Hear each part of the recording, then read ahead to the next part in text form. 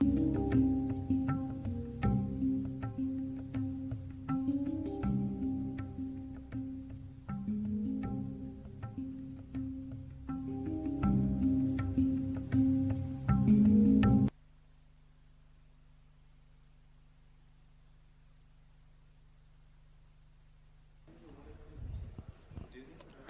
morning, everyone. Welcome to Powering Progress, developing the EV manufacturing ecosystem in Madhya Pradesh. I welcome you all here. I request everyone to please be seated. We're going to commence the session in next 2 minutes.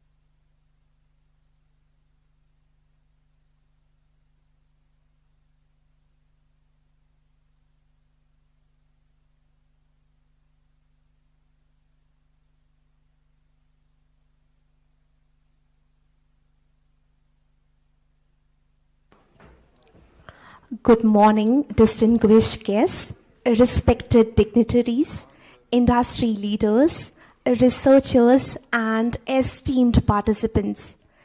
It gives me immense pleasure to welcome you all to this prestigious workshop, Powering Progress, Developing the EV Manufacturing Ecosystem in Madhya Pradesh.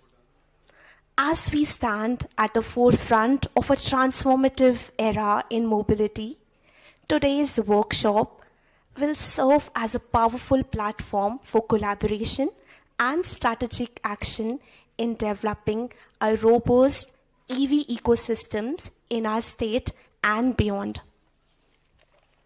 To begin our inaugural session, it is my honor to welcome a pioneer in the field of clean transportation and sustainable mobility. Please join me in inviting Mr. Amit Bhatt, Managing Director of ICCT India.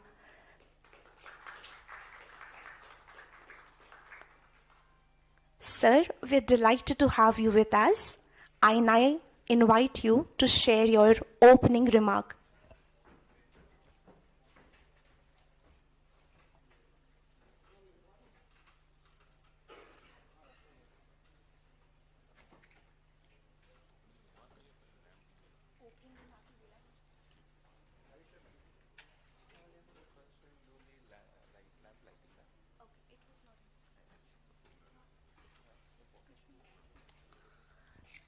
It is rightly said, to begin or commence any program, we seek the blessing of God Almighty. To begin the session, we'll start with the lighting of the lamp. I request Mr. Amit to do the proceedings. I now humbly request our principal sir to please join us on the stage for lighting of the lamp.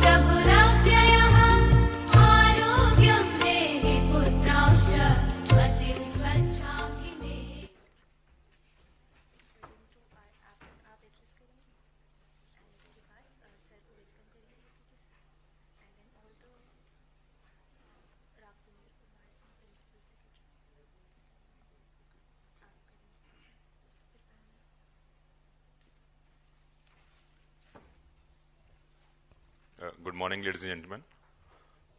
Welcome to this workshop today, where we are trying to see how do we kind of create Madhya Pradesh as the hub for electric vehicle production in the country.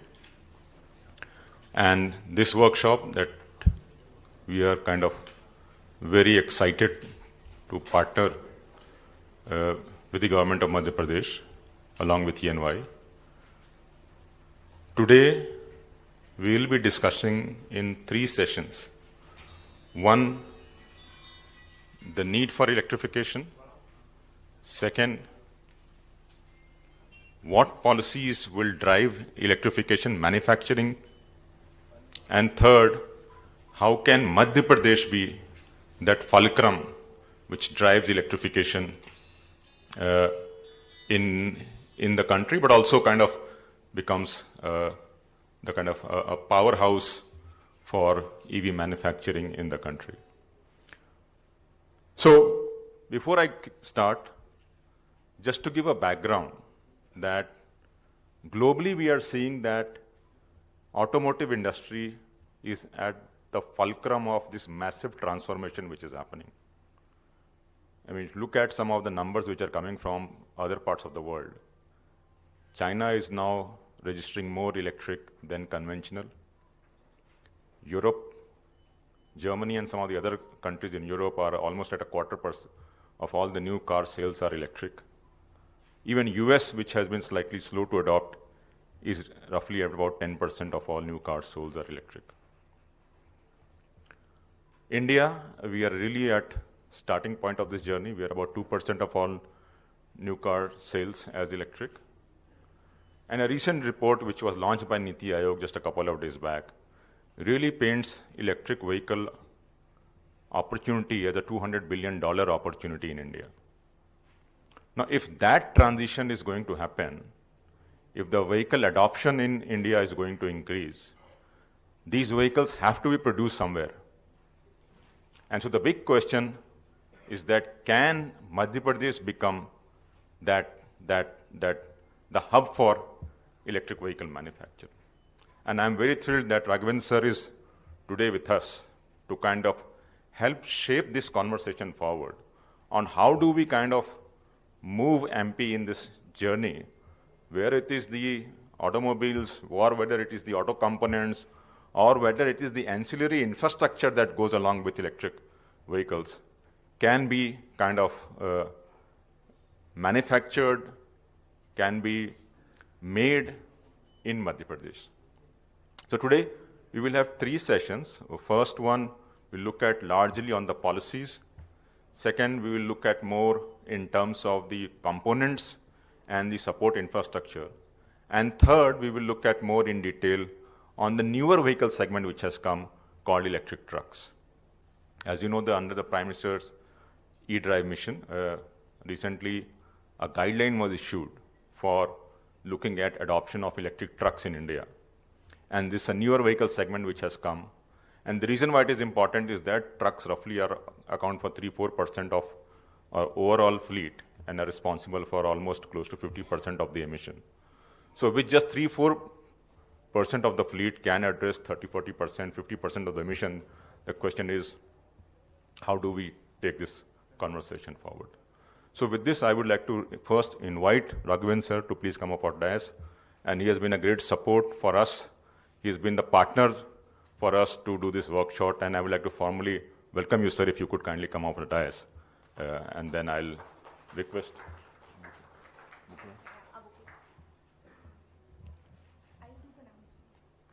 Vishalji, if you could also.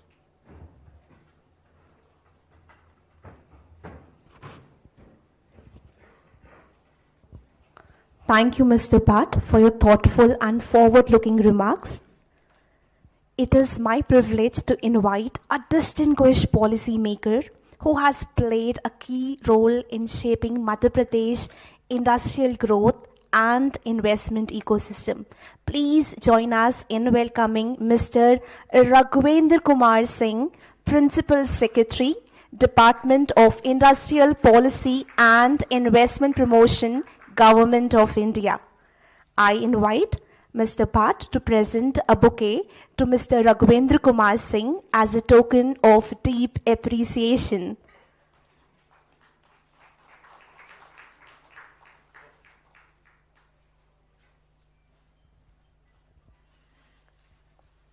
Sir, your guidance continues to inspire progress and innovation across sectors, and we are truly honored to have you with us. I now invite you to please deliver the opening address.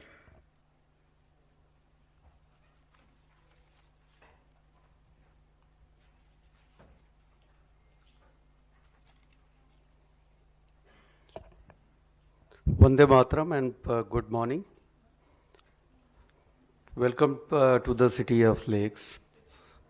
And the kind of environment we have here in Bhopal and in all parts of Madhya Pradesh, it will be really prudent that we should be the ones who should be leading entire country in making clean energy, as well as creating an atmosphere and ecosystem to have EV manufacturing hub here in Madhya Pradesh.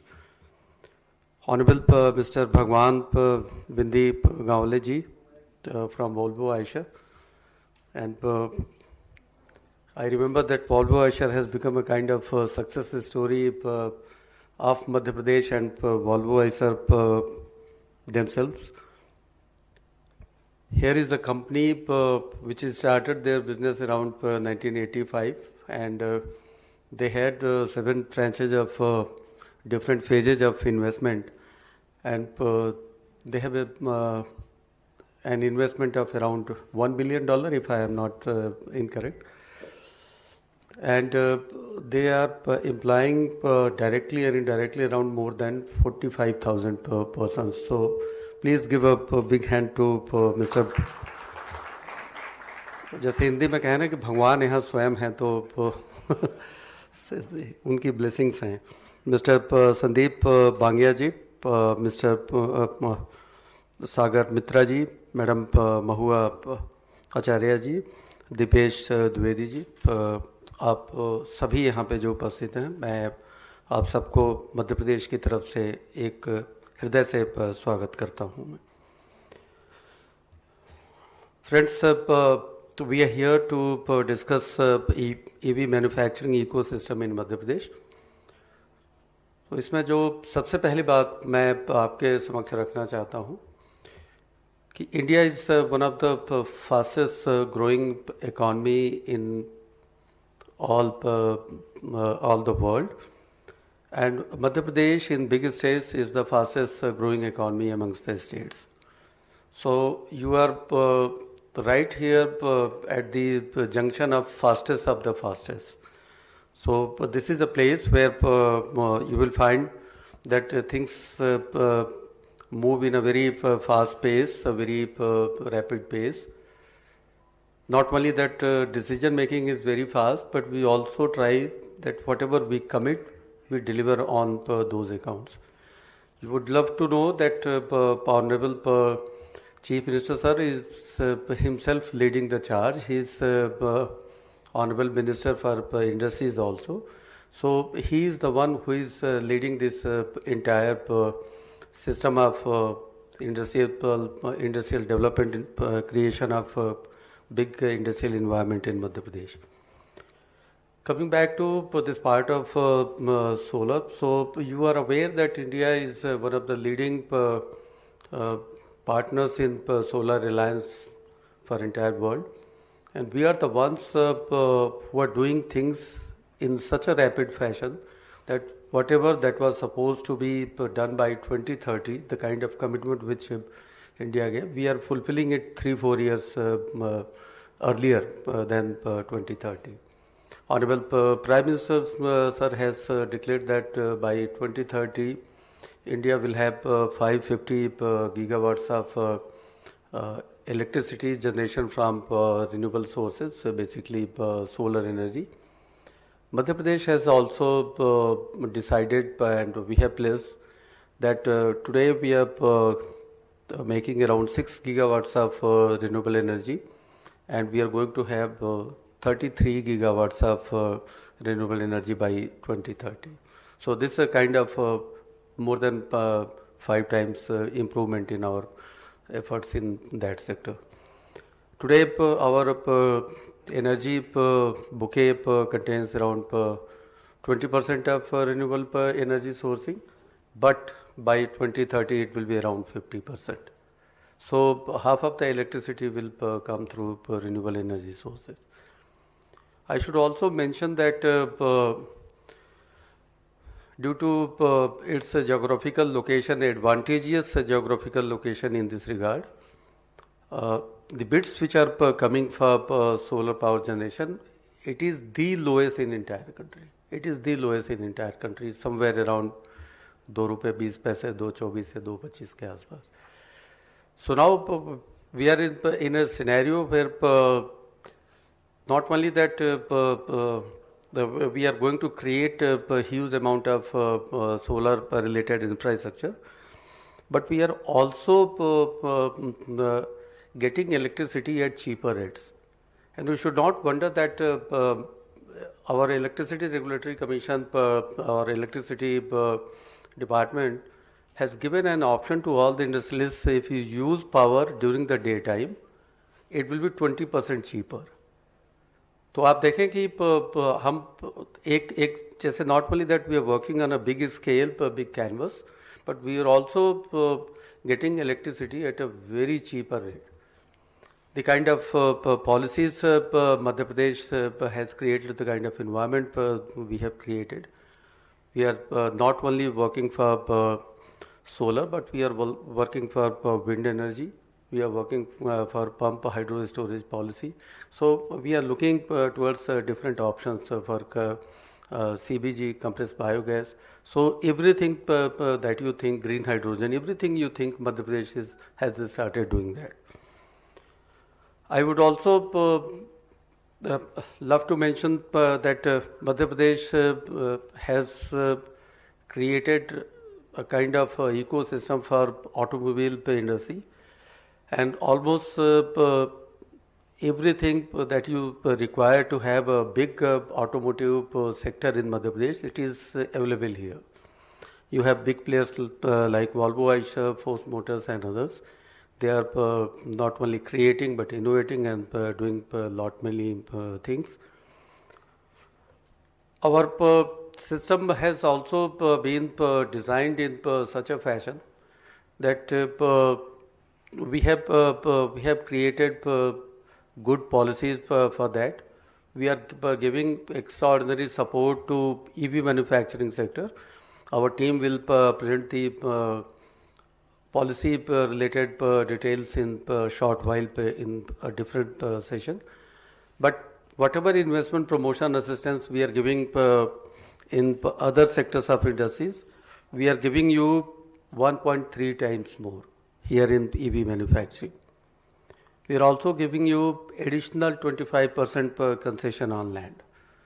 And I know that this is a sector which will require constant support from the government.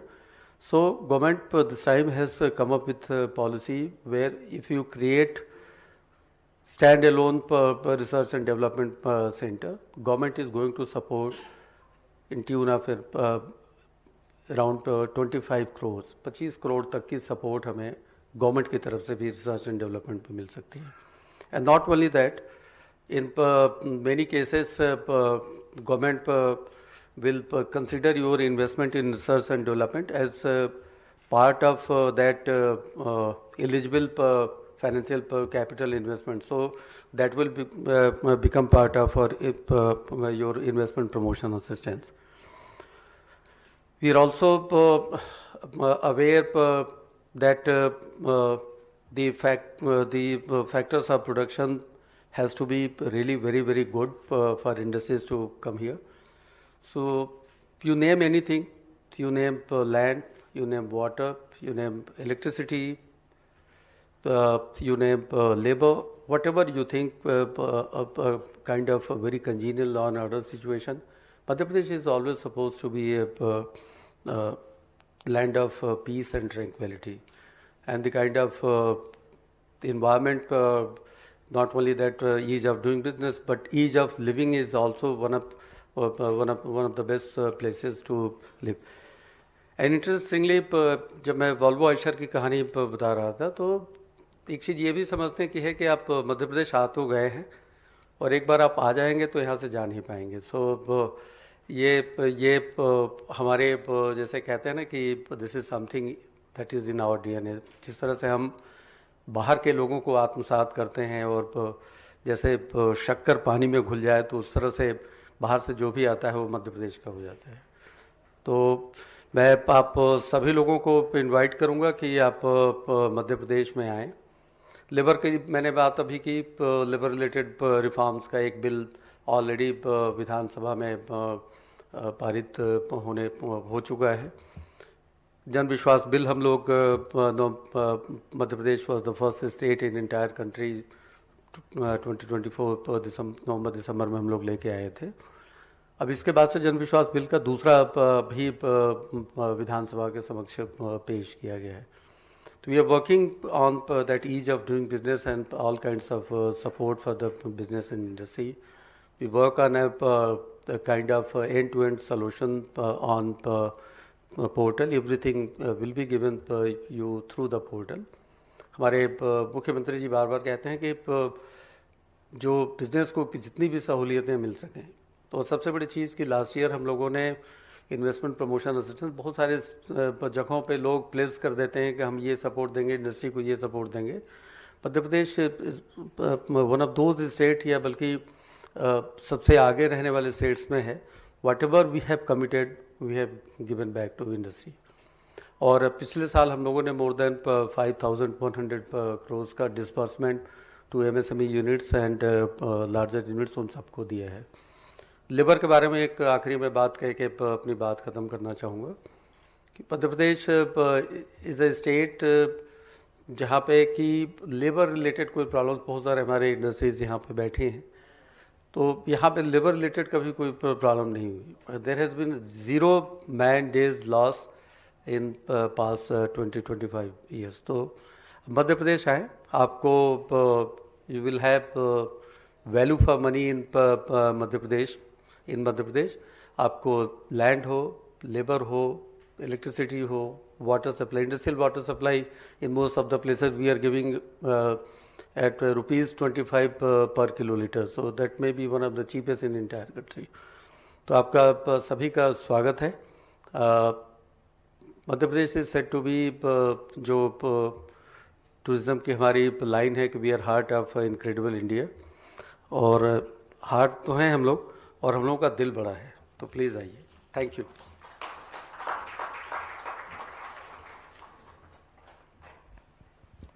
Thank you so much, Mr. Singh. We deeply appreciate your presence and leadership. और sir ने एकदम सही बात कही है कि हम मध्य प्रदेश वाले और हमारा दिल बहुत बड़ा है. तो एक बार जोरदार तालियां हो जाए आप सभी के लिए और हमारी डिग्निटरीज के लिए. We now proceed to our first technical session of the day, strengthening EV manufacturing in India. This session will examine the current and future potential of electrical vehicle manufacturing in our country with a focus on policy, localization and industrial integration. To guide this session, I am pleased to welcome the moderator, Ms. Kritika, PR Program Lead at ICCT. Let's welcome our esteemed panelists who are key enablers in India's EV growth journey.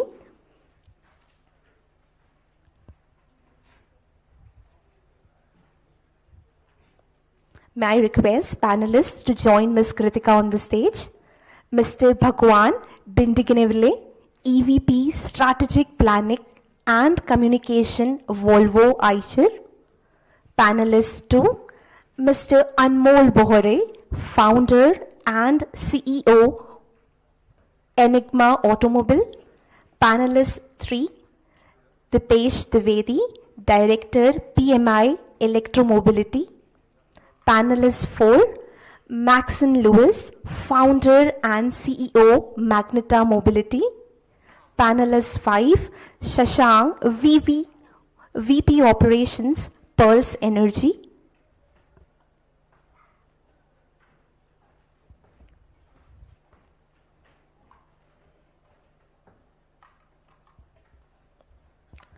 Now I invite our moderator, Ms. Kritika, to welcome our panelists with a bouquet.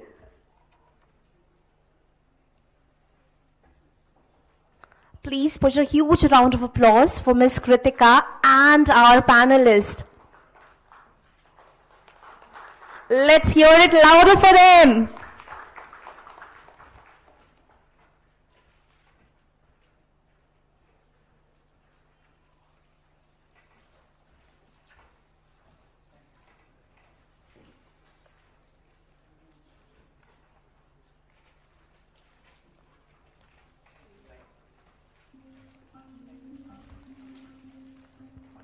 Thank you, Ms. Kritika, and thank you, dignitaries. Before we proceed to the panel, we'll begin with a short context-setting presentation to provide an overview of today's theme and set the direction for the discussion. To give the overview of the session, I invite the presenter, Mr. Kshitij Rampotra. Please give a huge round of applause for Mr. Kshitij.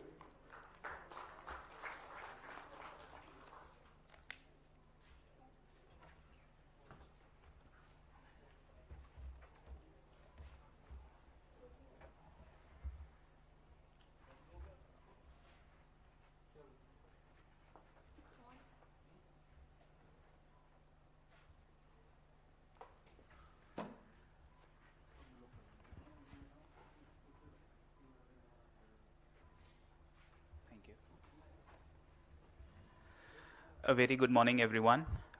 My name is Kshitij Rampotra. I work as a researcher with ICCT India. I'll be presenting a very short context-laying presentation, which actually pitches Madhya Pradesh as the next best thing in EV production in India. So first of all, EV manufacturing opportunity in India. As we all know, decarbonization is, largely speaking, a public policy target as well as national target to achieve our net zero emissions target by 2070. The national government has already gazetted a lot of interventions such as FAME, which is demand subsidy intervention, and production-linked incentives. Automotive and automotive components and battery chemistries are the key target areas for such interventions. The current manufacturing ecosystem for EVs is largely concentrated to a few geographies in India, namely Maharashtra, Tamil Nadu, Karnataka, Gujarat. Critical input minerals and components are also very vulnerable to supply chain shocks, as we might have seen in the recent proxy rare earth ban by our northern neighbor. Therefore, new regions are needed to expand to de-risk, decentralize, and scale up the newer capacities for EV manufacturing across India. Now, why Madhya Pradesh? There are a lot of strategic advantages that Madhya Pradesh already possesses. Raghavendra sir has already remarked on a lot of enabling interventions that the state is already promoting. But to sum it all up, Madhya Pradesh is a centrally located large state with a very large youthful population. It has seamless road, rail and airways network transport with the neighboring states. The gross state domestic product is projected to reach nearly 15 lakh crore in 24-25, with nearly a quarter of it projected to come via secondary sector of the economy. Chief Minister Mohan Yadav ji for the year 2025 has already remarked that 2025 is going to be the year of industries for Madhya Pradesh.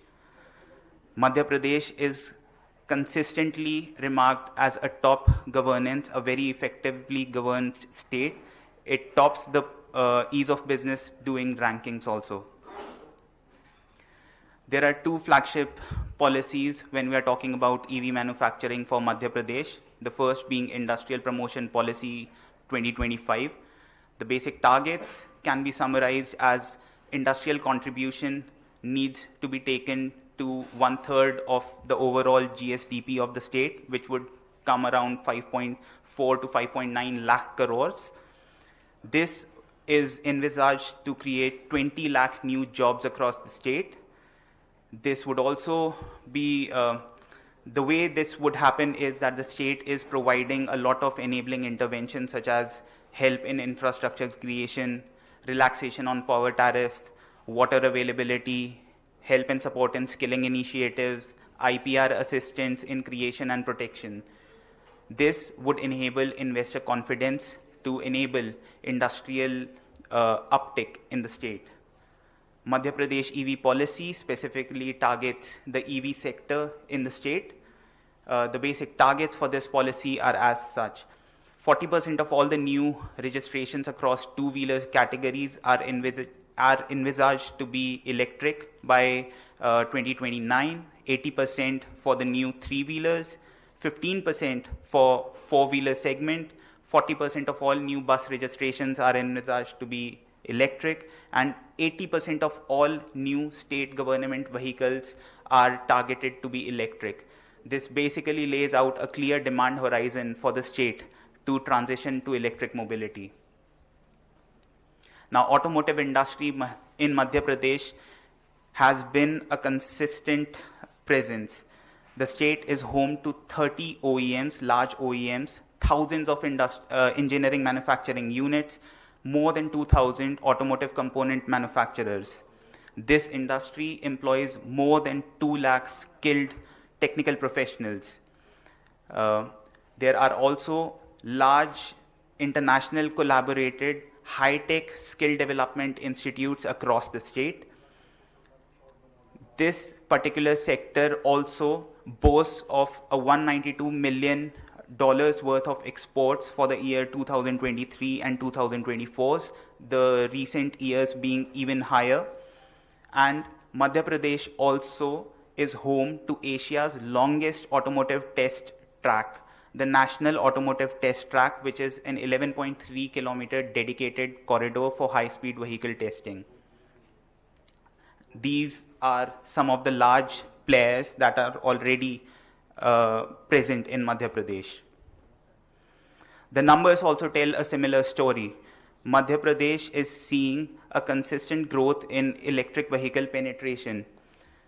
For medium and heavy duty vehicles, we can see that both Madhya Pradesh and national average are starting off at a lower tick because of the capex requirements for these particular segments, but Madhya Pradesh is also following a similar increasing trajectory.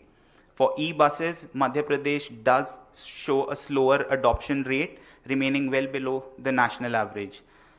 For four-wheelers, adoption is steadily increasing across private and commercial segment, though it remains just marginally behind the national average. E3-wheelers and E2-wheelers are some of the categories that are far ahead of the national average. Now, EV manufacturing enablers. Now, we know what EV trends are, but what actually enables manufacturing ecosystem to be established and sustained in any new geography? We know that domestic demand environment is a very important factor from the market side. A clear and consistent policy and regulatory framework also enables de-risking and a clear demand horizon for potential investors. Existing supply chain structures, although they can have both a pro and a con effect, where we can argue that our automotive component manufacturers might not be cost competitive yet, but it also can create a strong impetus for establishment of stronger automotive component manufacturers if we have a vulnerable supply chain. Specialized R&D knowledge base, as the name suggests, this would have a positive impact on manufacturing. A readily available automotive workforce and a skilled automotive workforce, both in terms of quality and quantity, are also going to be a key enabling factor when we are talking about EV manufacturing. Now, these enablers are increasingly becoming addressable in newer industrial regions, namely Madhya Pradesh. These are few things that I would like to hand over back to Kritika. I hope that the panelists can speak on these key enabling factors. Thank you.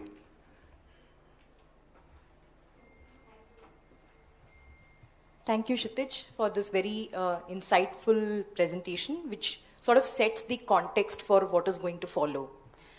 The Principal Secretary, sir, had very rightly put that Madhya Pradesh has actually taken a lot of strides in renewables. And it's, in fact, they are currently at 20% of the electricity generation is from renewables, which is going to increase to more than half, 50%. That's a commendable story. Now, can we replicate this in the EV manufacturing space? Can Madhya Pradesh do a similar stuff in the EV, automotive, as well as component manufacturing space? That is something that we are here to discuss today. But before that, let's take a look at the big picture. Now, what we see is that we have had a decade of incentives from the government of India through various schemes. They're focused both on vehicles, on components, as well as capital asset creation. And if we total up all of that, there has been a budgetary outlay, although the disbursements are continuously happening, but the allocated budget is around 72,000 crore for all of these different schemes. And very rightly put, now the industry as well as every stakeholder who's present in this room, we're recognizing that that is actually not the way to go forward. Continuously in the terms of getting subsidies is not a sustainable way forward. How can the industry sort of leverage itself and be the front runner in driving sales as well as adoption? If you look at the other thing, it's that adoption in India has been comparatively slower compared to the other leading automotive markets. In fact, our neighboring Nepal, if you've been following the recent stories, has been leading with 76% of electric vehicles in the new sales. That is quite significant, looking at such a small economy. If you look at the numbers for in India, the EV penetration has reached 7% and around 1.44 million sales overall electric vehicles. At the same time, there are headwinds which are faced by the sector, and very significantly in terms of the supply chain, geopolitical shocks. And Kshitij also pointed out in his presentation, and I'm sure all of you must be aware, is we have been placed with, China's placed export restrictions on rare earth magnets, and this has caused significant disruptions in the automotive supply chains across the world. So there are headwinds which are, hampering the automotive space.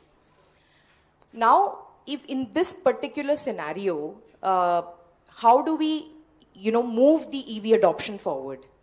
Now, moving adoption, of course, it depends a lot on multiple factors. First is, of course, the demand side, but at the same time, we need to have strong supply side policies. The consumer choice, it depends upon the availability of models, at the same time, the policies that are in place. It depends on the charging infrastructure, and it depends upon supply side regulations. So when we talk of supply side policies, we are essentially looking at manufacturing incentives. And I want to make a distinction here. When we say supply side regulations, we're talking about fuel economy regulations. So these are multitude of factors which are impacting consumer adoption. And the other, trend that is playing out is the connected autonomous shared and electric trend. And that's something, all of us are familiar with. Now, with this larger, big picture in view, now if we sort of take a little bit deep dive into sectoral and the state-wise focus, we find that in terms of MP positioning itself as a leading automotive player or, as an automotive manufacturing hub, there has been modest progress. Of course, there are, over 30 OEMs, there are 200 component manufacturers, all of that, but it's still, compared to the other leading destinations, perhaps Karnataka or Tamil Nadu, there is a certain gap, and we need to scale up on that opportunity. That's something that we are here to discuss in this room. And with that context, I have a couple of questions for my esteemed panelists. I would start first with Mr. Bhagwan, who is representing, who is coming from the commercial vehicle space, and he's the EVP strategy for Volvo Eicher. So, Mr. Bhagwan, what we've seen that policies alone are not sufficient, right? And the industry has to follow through with an investment in local design manufacturing, as well as talent pool. Now, how do you, or how is Volvo Eicher seeing this?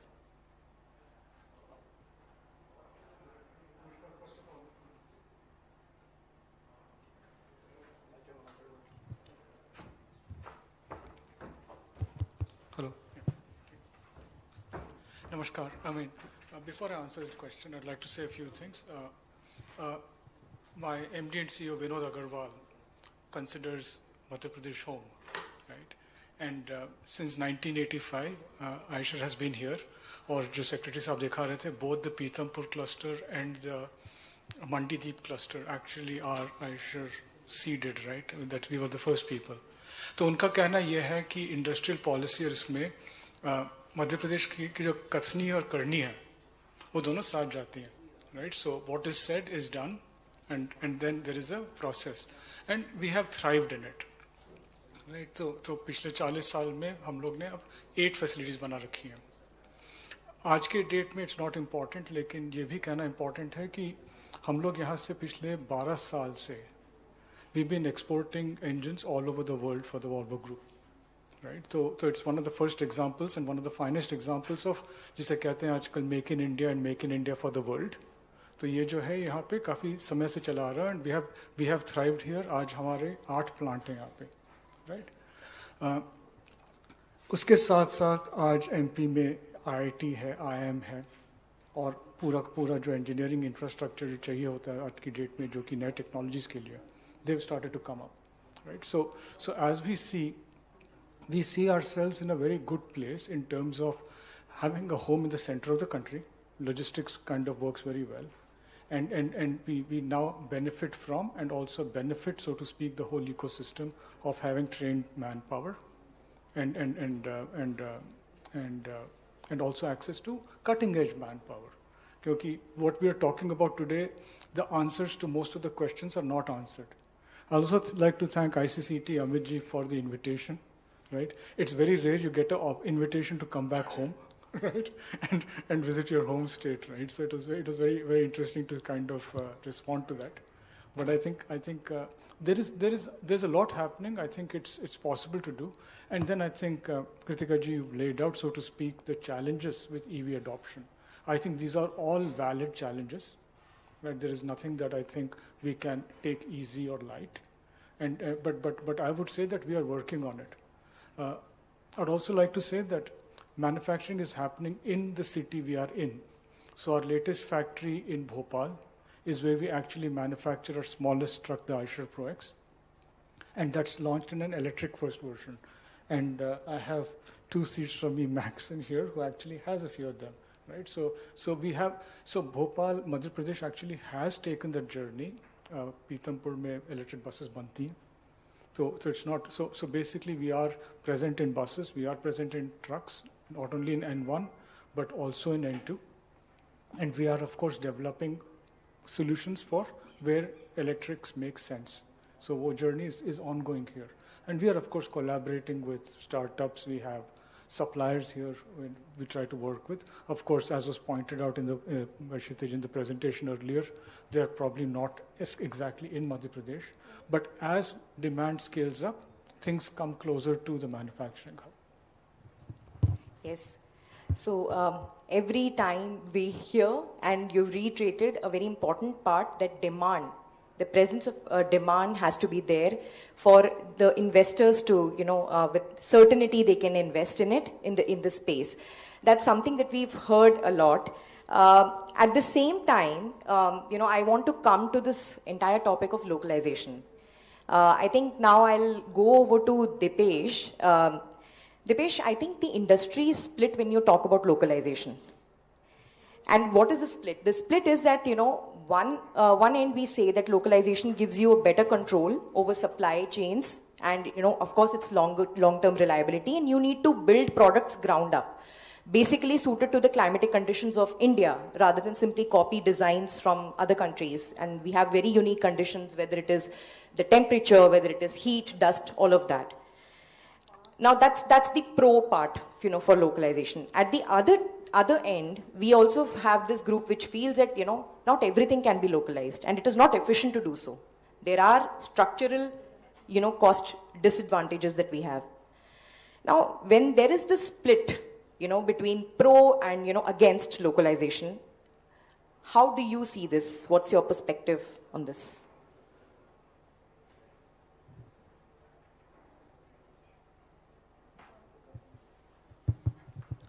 Hello. First of all, would like to welcome all of you here, and thank you for welcoming me also. A very good morning to all of you. And going forward towards this question, I would like to portray a little here. Seeing the demand what India has it as of now, right? And the production capability what India has it now, we have to really ponder a lot on it. हमें बहुत सारा सोचने की जरूरत है उस पे.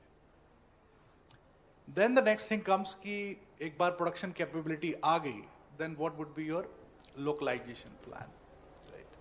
As of now, I think I was seeing in the presentation, the electric bus adoption here in Madhya Pradesh is on a lower side, right?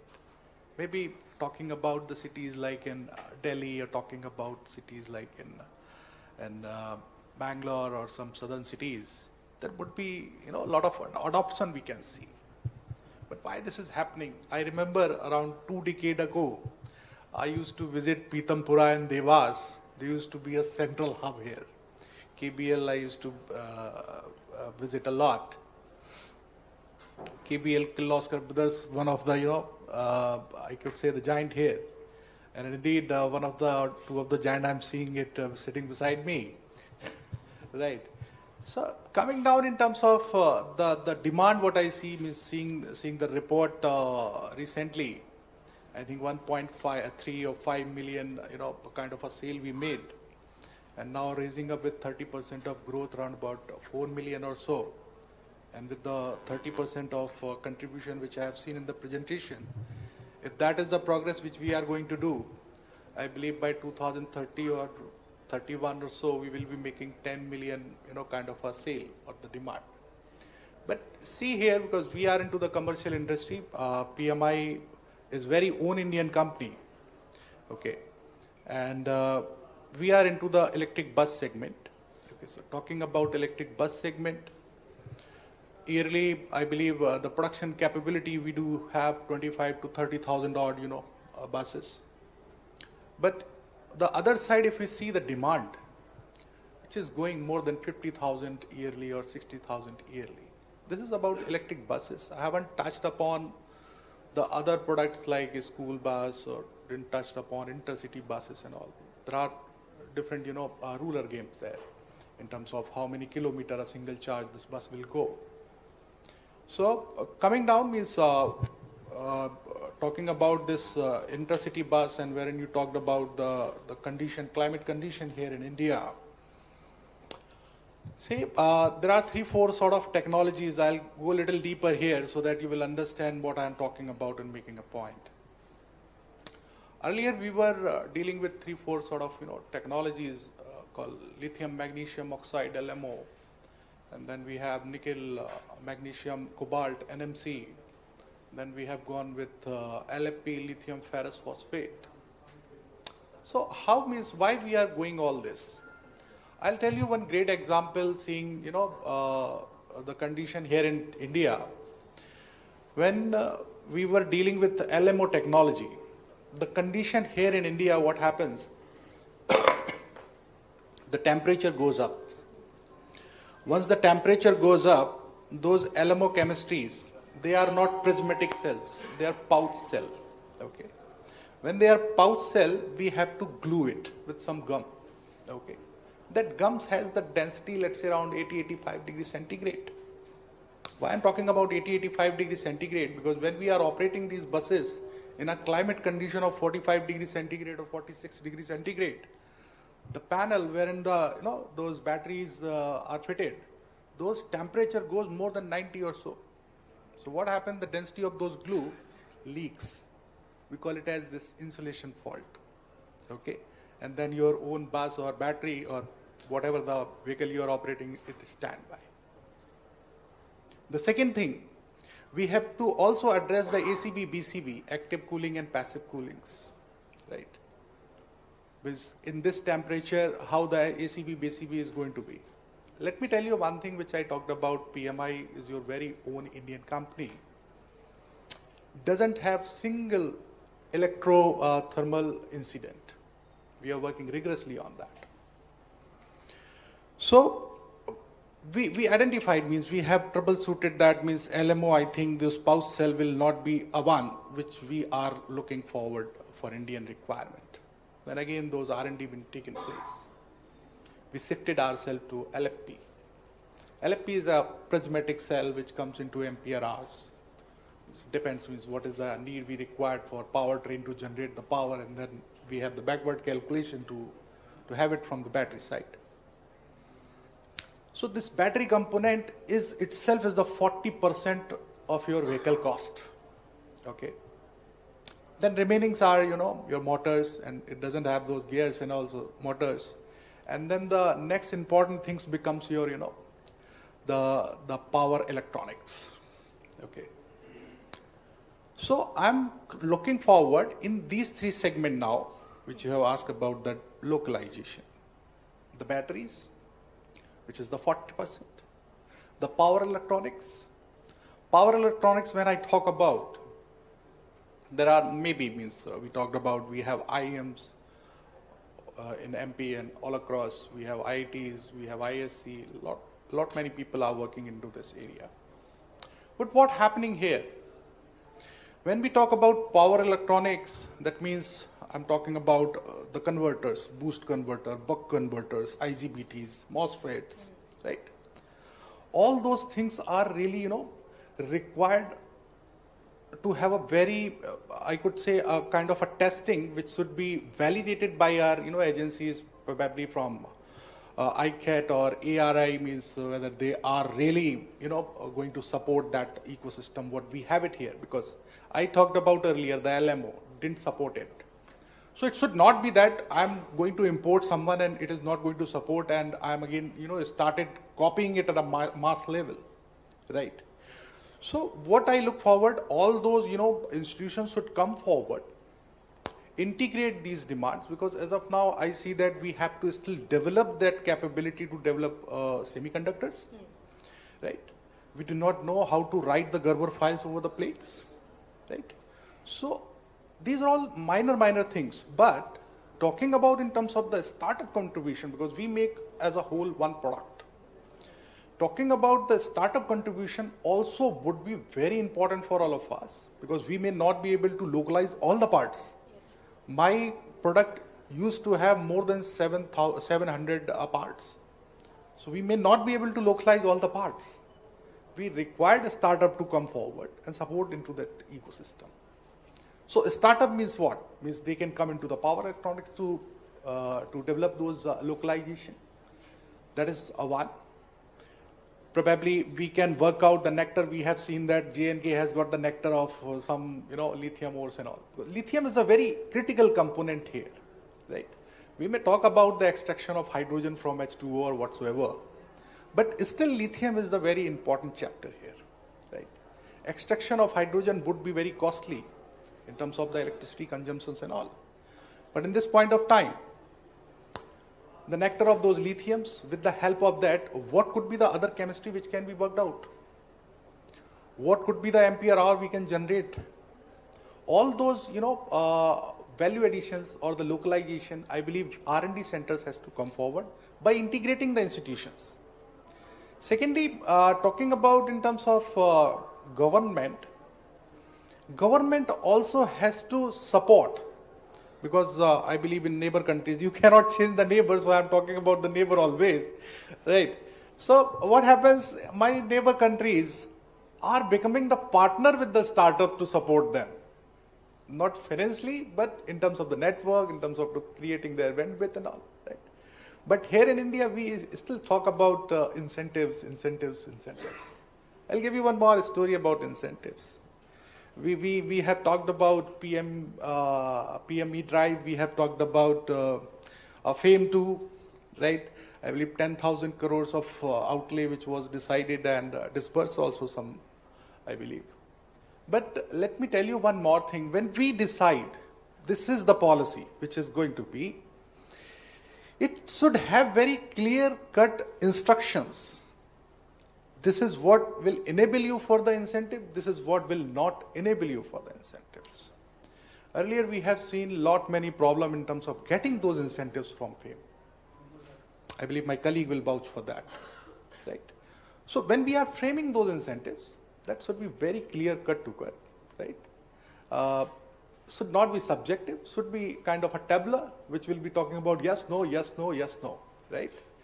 We'll be giving or helping those, startups to come forward. Okay, this is what is required to be done. And seeing Madhya Pradesh, dil hai, Bharat ka dil hai, right? Bada dil hai. Pura jo blood system hai, wo yahin se pump hota hai. So certainly I'm eyeing that the logistic, right? So logistic becomes very important. We should work out as a state kind of a corridor, logistic corridor, right? Having a sort of, charging arrangement, which we talked about, I believe 25 to 30 odd kilometer, we may have one charger. That has to be reduced. That has to be reduced like we used to have HP or Indian Oil petrol pumps, right? We should be confident, okay, I'm taking my car, whether it is 20% charge or 30, I know that I can get the charging. That sort of confidence would come. I see that EV for NH sort of initiatives are happening from the government, but I believe from the state side also, those things should be integrated, right? And indeed, when we talk about localization, that means I'm talking about the affordability. I'm going to reduce the cost of the product, right? So the affordability also will take place when I'm going to do this localization. So localization, if I'm going to look forward in terms of what should be localized and what shouldn't be, so what shouldn't be means we do not have enough nectar of this iron ore, or sorry, major ores. So I think if we still have the dependability. If we talk about motor, it is a permanent synchronous magnetic motor, right? So it is a permanent synchronous magnetic motor. Magnetic is again a rare earth. We do not have that. So what I'm looking, yes, semiconductors still we can work out. We should have that capability to do it, right? So localization certainly will give India the affordability. As PMI, my production capability is around about 2,500 to 2,800 in a year. But very soon we are looking forward the expenditure to make it 10x the production capability. And I'm looking forward in this point of juncture to develop my ancillaries, okay, nearby, so that they can support into that ecosystem. So as of now, I believe once you raise more questions, I'll be able to bubble up many more things here. So I can contribute as of now this. you can raise me more questions probably. Thank you so much. I think you touched upon many interesting, aspects. First is you talked about, the suitability of a particular battery chemistry to a region, and how we have pivoted from LMO. And you also talked about the availability of, skilled talent, having greater integration with the academia, having centers of excellence in the state. And at the same time, you touched upon three critical components: battery, traction motors, and power electronics. Completely, take your point on that India is still building its capability to manufacture semiconductors. And I think there are big investments happening by Tata, and we will very soon have our own, chipsets manufactured, for automotive sector very soon, made in India chipsets very soon, within a span of 2-3 years or so. And now I want to, basically the same thought. You've represented the heavy duty vehicle segment, and we have someone who's in the state, a two-wheeler assembly, I think Mr. Anmol from Enigma. So, Mr. Anmol, I wanted to understand, what do you see as the strategic advantages which Madhya Pradesh has, and how are you contributing to this sector, and what is your particular view on localization? And if you could also, pause and reflect on some of the points which were mentioned by Dipesh. What are your reactions to that? Okay, so basically the advantage that MP has. So I'll answer the question in the reverse order. First, what have been addressed to me, then what has been addressed to my panelist. So one of the strategic advantage that we have is the logistics point of view. We are right now in the center of the country. Almost 3 major highways pass through MP and with Ratlam being catering to the Bombay-Ahmedabad corridor, Indore catering to the Agra-Mumbai corridor, and Bhopal catering to the entire NH1, which goes up to Kanyakumari via Hyderabad and Bangalore. So that is one. Number two, I would say that right now the state has a vast growth prospects, because categorically MP has been perceived as an agrarian economy. So here government has to push for a specific industry to grow. We have seen that with Eicher. Now we are seeing that with EV. And I am sure that there are certain players also, I know few of them, who are manufacturing batteries as well, and doing a great work, because right now talent pool is also available here, being two triple ITs, 1 MBA colleges. There's a talent pool availability is also there. These are the top 3 advantages which I can think of as of now, plus availability of land. We have many industrial parks coming up in Ujjain, industrial park coming up in Bhopal as well, and nearby cities. So now I'll move on to the questions which were addressed previously. The first question was the challenges that are there. So I represent the grassroots working. We are a startup. We have been working here since past 10 years, and been manufacturing 3-wheelers, 2-wheelers, both, and having experienced the entire industry firsthand, being an active participant and a grassroots level worker. I would say there is a lot of difference between the policy makers and the policy executioners. Most of the policies which are there for a specific set, so a blanket approach will not work, an umbrella approach will not work. So there are 2 types of growth which are possible. One is a tree-based growth, which is from the grassroots up. First the seeds are planted, then the stem is there, the roots develop, and the tree grows. And the other growth is which is like an omelette, which has happened because of a industry pressure. Right now, EV is expanding like an omelette. Entire sector is experiencing a vast growth rate. It may be because of crude oil dependency. It may be because of availability of cheaper alternatives, even save cost. We come from a perspective where we think EVs are a means to save cost. A 2-wheeler perspective, not the commercial. I'm sure commercial and other heavy vehicles will also reflect the same. So for a omelette-based development, where the entire component sub-assemblies and the powertrain has to develop, there has to be a specific set of policy and execution at that level. I remember the time when we were thinking to buy land, and we approached the government saying that we want to purchase approximately 2.5 acres of land. So, and this was in, so I'm not blaming anyone. I'm just telling you what has happened so that we can improve upon it. And this is for Invest Madhya Pradesh only when I've approached the MSME department, I guess. So their answer was, for EV you can go to online and apply. Now, for an EV park or an EV company to develop, we need certain sub-assemblies. We need an ITI college close by, or we need a specific college close by. We need a transport facility nearby where we can get trucks to, dispense the goods. So, if you want to develop an EV specific, you mentioned that Shitesh mentioned in the presentation that Karnataka and Tamil Nadu are going on a mass level to manufacture EV. Tamil Nadu has, in Hosur, has a specific sector allotted for electric vehicle manufacturers, where only EV manufacturers are there. Same thing is with Karnataka as well.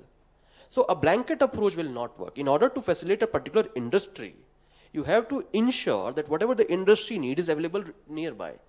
That is when it will grow to the highest level. The second question was the demand side issues and the localization.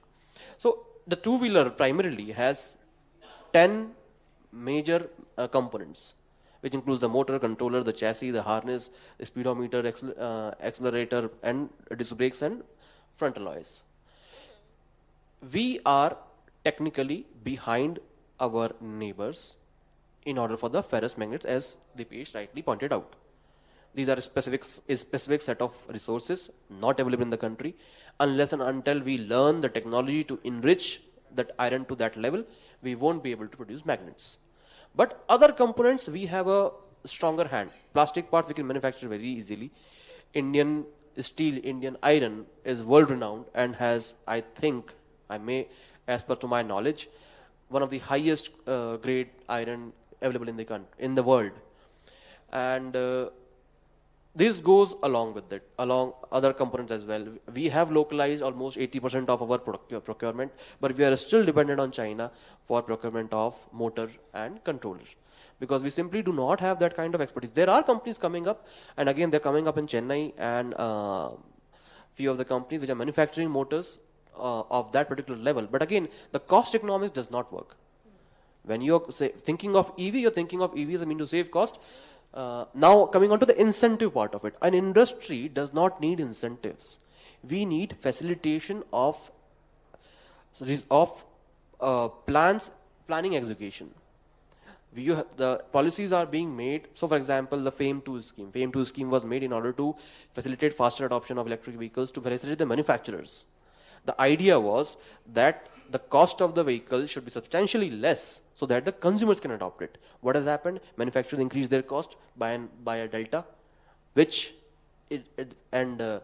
again, right, as you rightly said, the policies were not entirely correct on or dubious on how to apply for subsidies. Many of the companies shut down. I know a few of my peers have to shut down their company because of they were getting the subsidy, but the government reclaimed that the subsidy was not allowed, and this was falsely claimed. Now imagine the impact on an industry or on a dealer which is selling those vehicles. For him, that company does not shut down. For him, that entire EV has left the space. So you are familiar with Madhya Pradesh, right? So imagine Narsinghpur में एक dealer है, वो Okinawa की गाड़ी बेच रहा है. Up to December, there were a lot of demands. He was selling approximately 40 vehicles per month. These subsidy thing happened, and company could not supply. He has to shut shop. The people who were buying the vehicles, who has bought the vehicles, approximately 400 and 500 of them, won't be able to service the vehicle. For them, the company has not left. They will blame the industry. यार कि this is not reliable. TVS को देखो, Bajaj को देखो, अभी भी है वहाँ पे. So that is the impact, which I don't think policymaker encompass when they do something. So a grassroots level initiation and a policy has to be made wherein you inculcate everyone in the draft policies.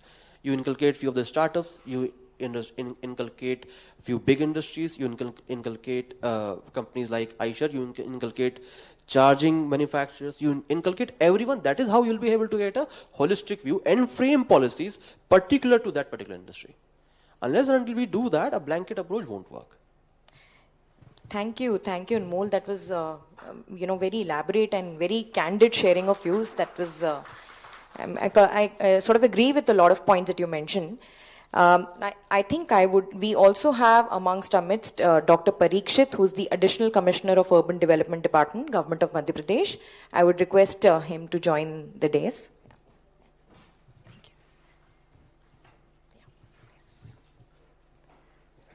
Thank you. So, Urban Development Department is actually the nodal agency for EVs, and that has framed the policy. And I think Madhya Pradesh has a very innovative policy with very clear targets.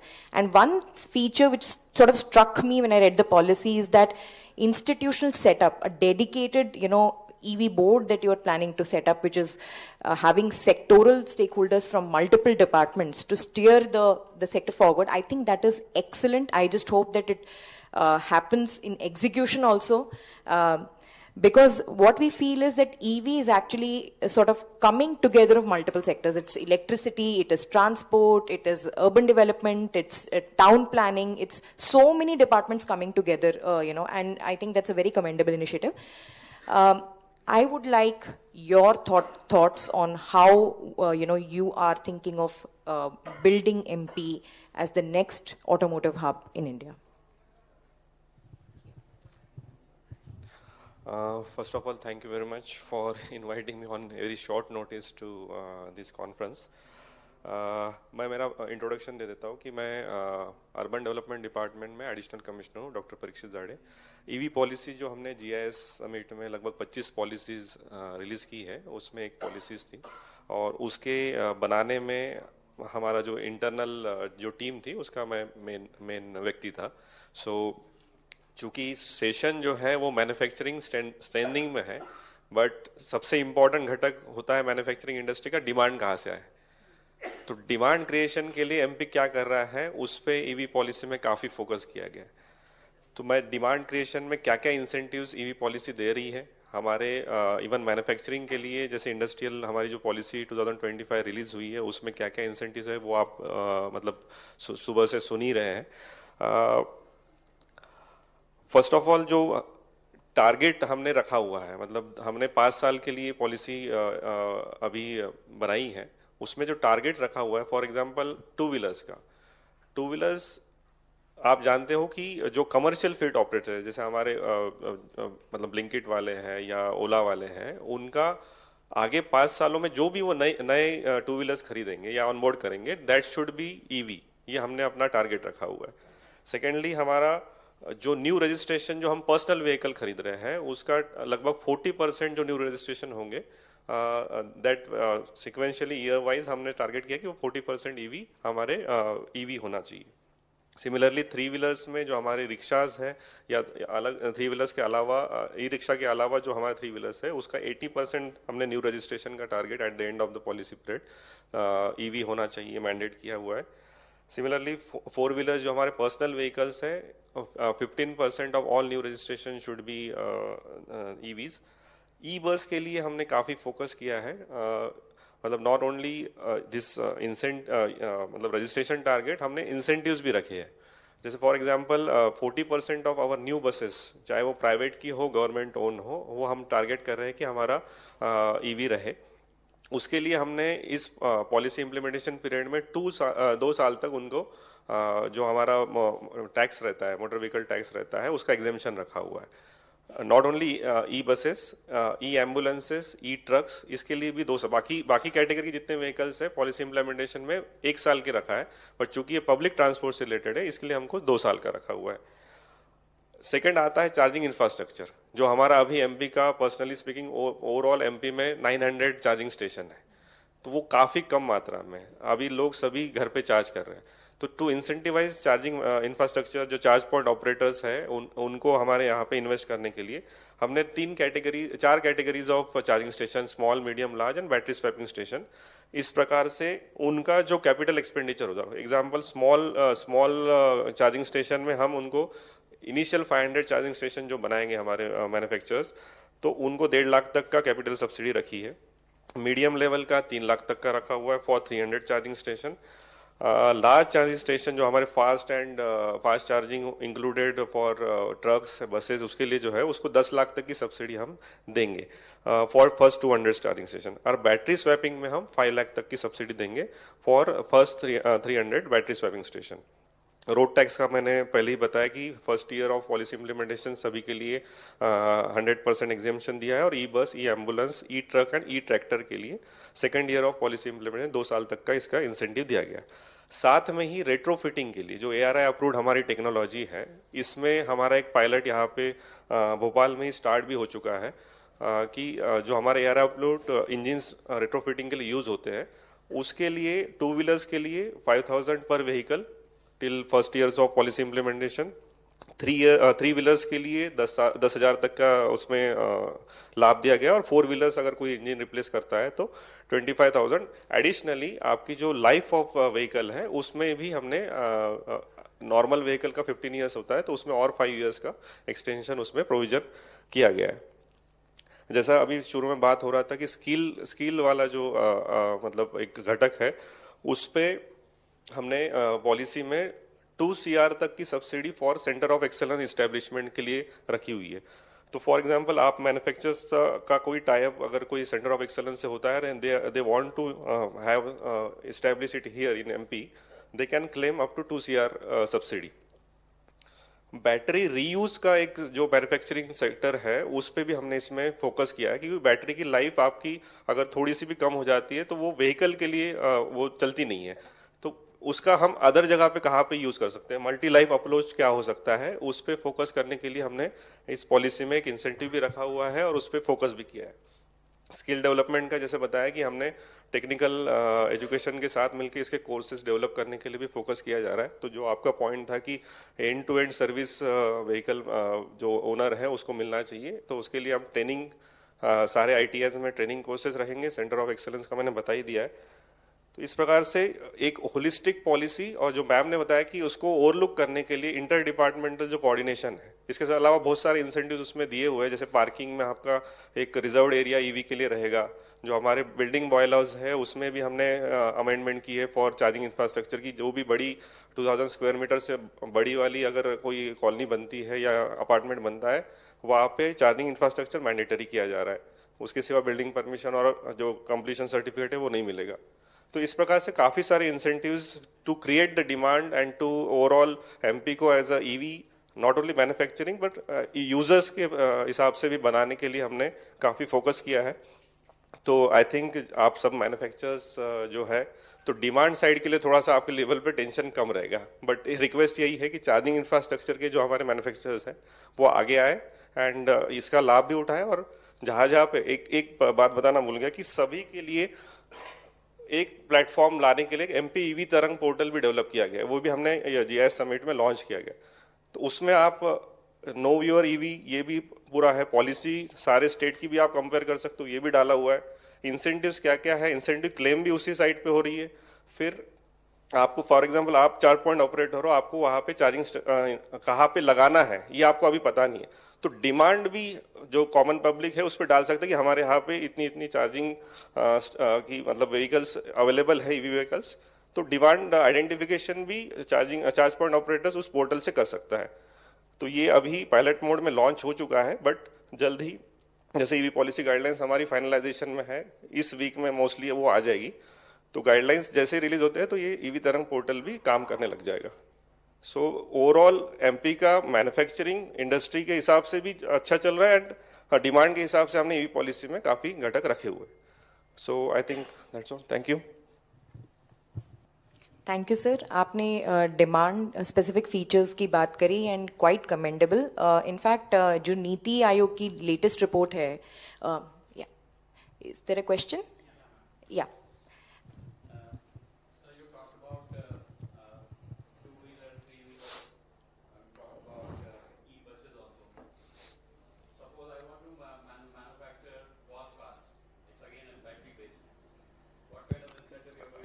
Because I am able to recollect कि एक जो category है vehicles आपकी transport में I am not remembering them, category आपका transport बताता है, जो कमर्शियल व्हीकल्स का M4 या नया नाम कुछ होता है.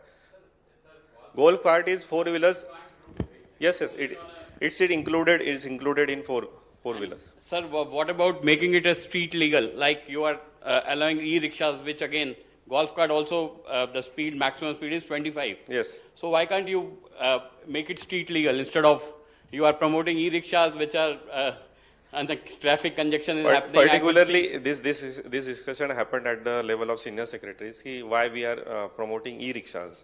तो उन्होंने E3 व्हीलर्स या E4 व्हीलर्स में भी पर्टिकुलर, जैसे आपका गोल्फ कार्ट वाला एक एग्जांपल है, या हमारे जो कमर्शियल व्हीकल है उसकी, उस पे ज्यादा फोकस किया गया rather than passenger vehicle. Sir, अगर आप फॉरेन कंट्रीज की मैं बात करता हूँ, वहां पे golf carts are street legal, golf carts are there. Why can't we do it?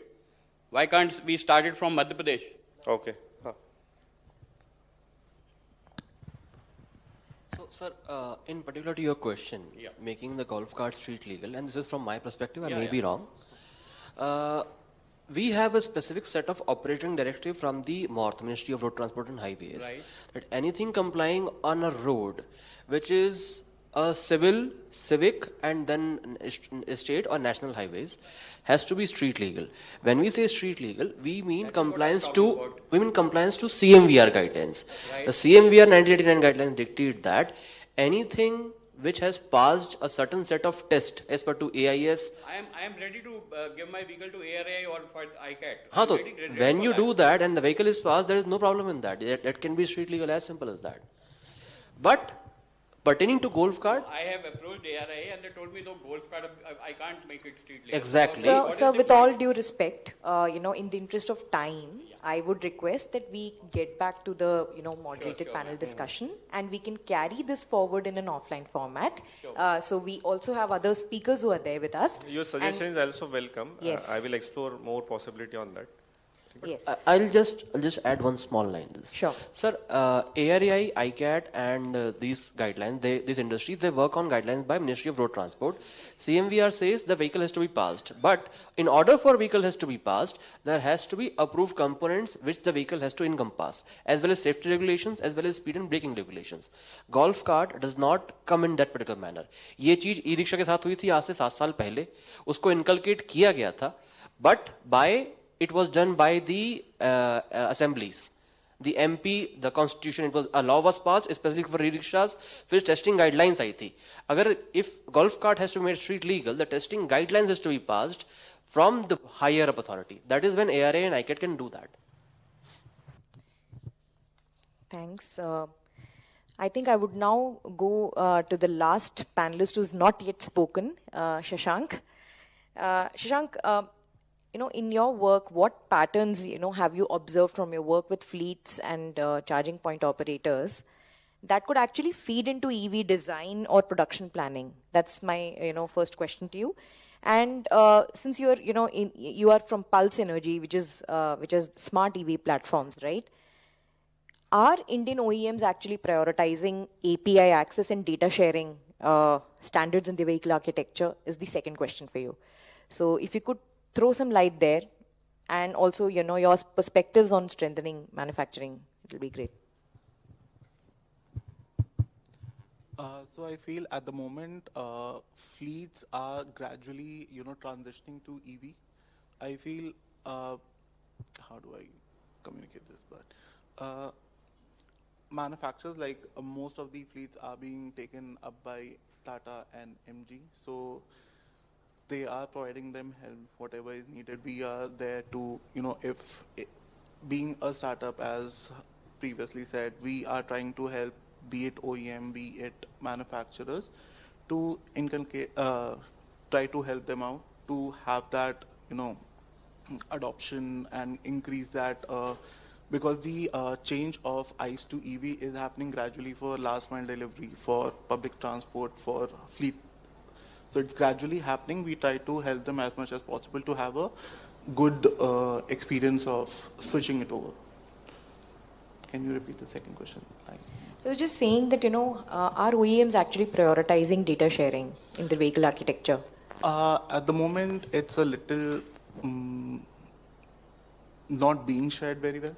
I would say, amongst each other. It's either they do not want to share the data through APIs.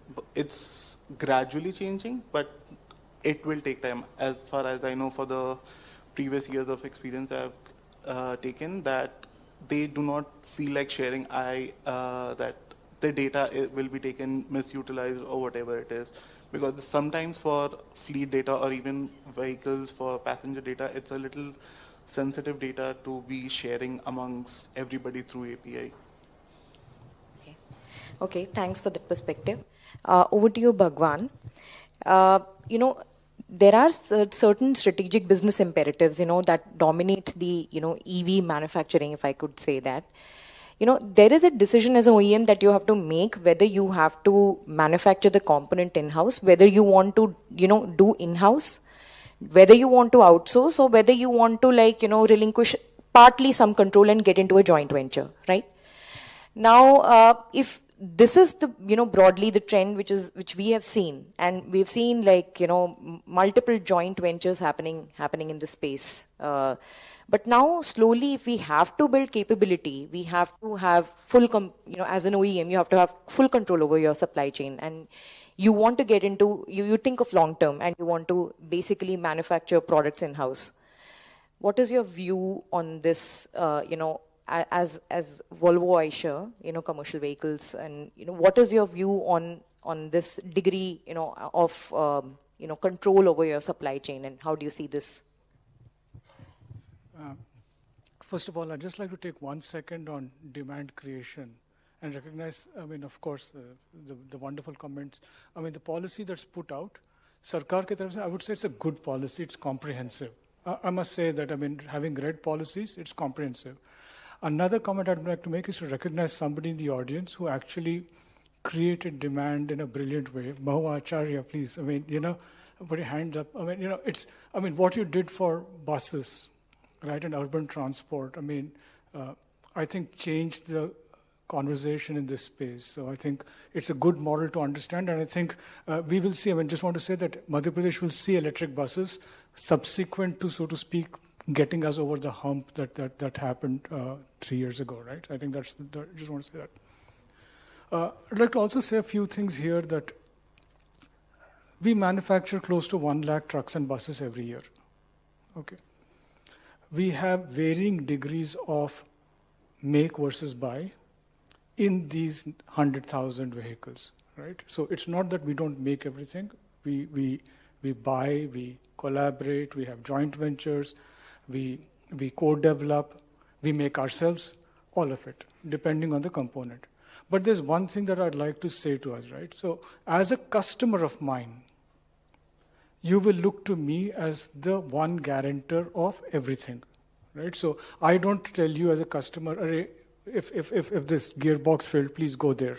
You come to me, right? And at the end of the day, that is what customers are looking for. I would also say it's becoming very clear in the EV space that some applications are more amenable to electrification than others. And because India is a big country and has a lot of all kinds of demand, there's an opportunity for us not to have to struggle with taking very difficult use cases and solving them. We can actually solve cases that are easily amenable to electrification, and that gives us huge benefits. People talk about other countries in the neighborhood. They've spent a lot of money on incentives, which quite frankly you can question whether all of it was great, right? But what you start to see, if we are smart about it, and if, as policymakers start to identify areas, I think there's a huge opportunity to de-risk, so to speak, the carbonization issue, right? The decarbonization issue by focusing on segments. We also see it. We see certain trucks, certain bus categories, which are automatically with low levels of incentives amenable to electrification and not.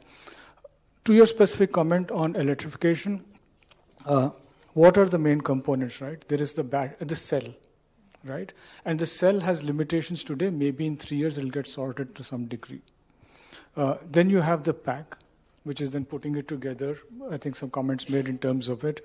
The BMS, the management system for this pack is important. We have motors, very welcome if we can kind of get started on that. We have controllers of various types. I mean, once you get there. There are small things like wires, right?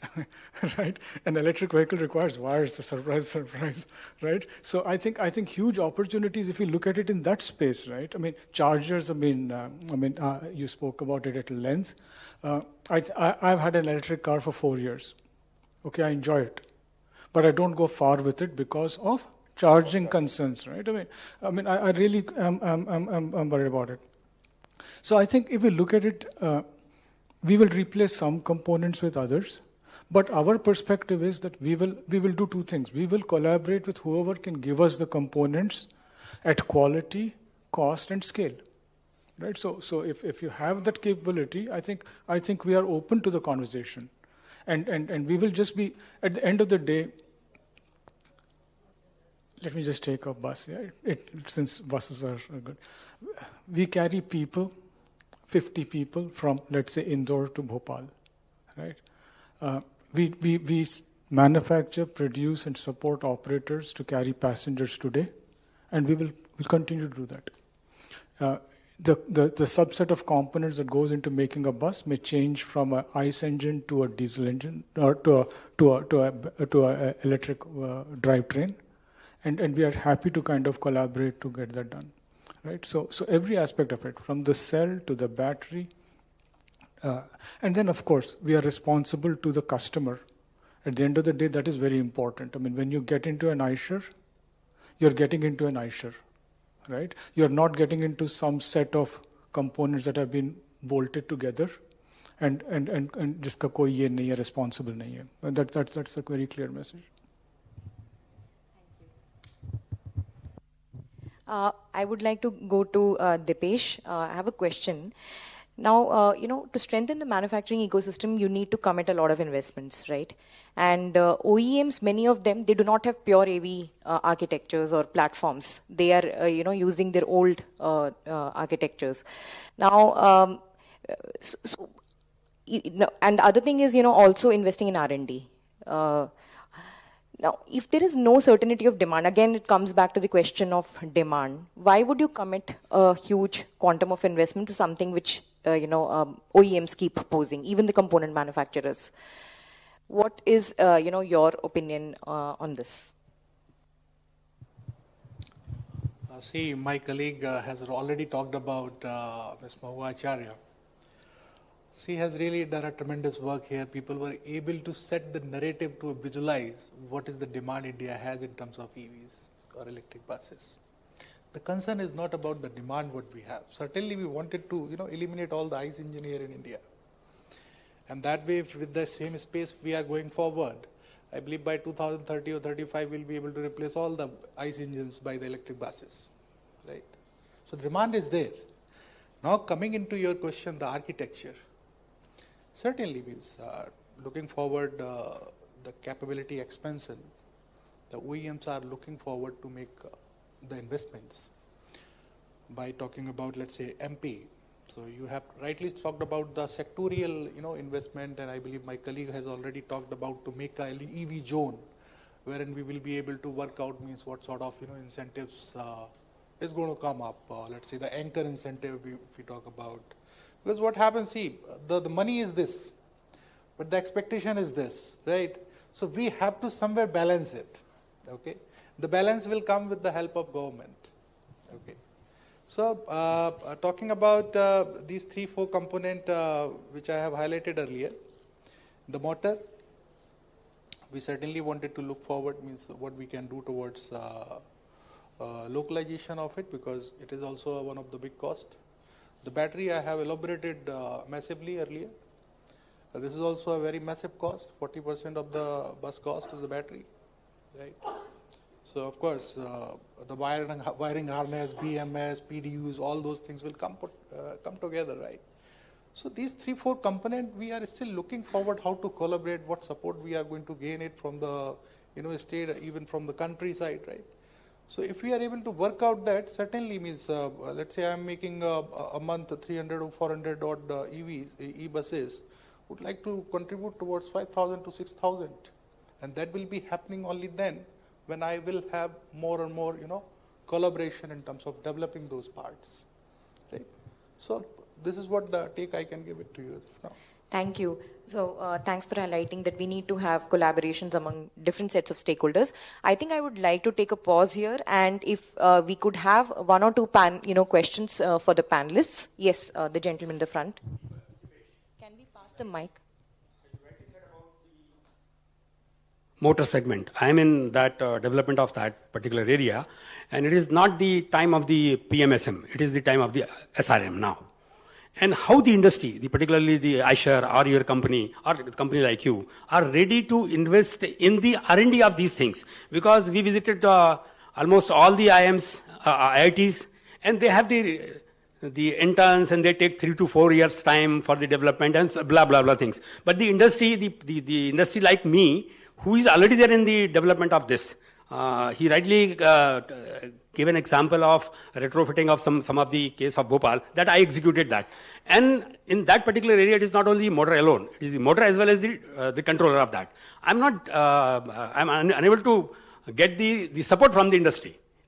Really willing to invest for the R&D outside their premises. If somebody is doing somewhere else, if that can happen, leave apart the government. What the China is doing, what they did, their education institute collaborated with the industry, not the government.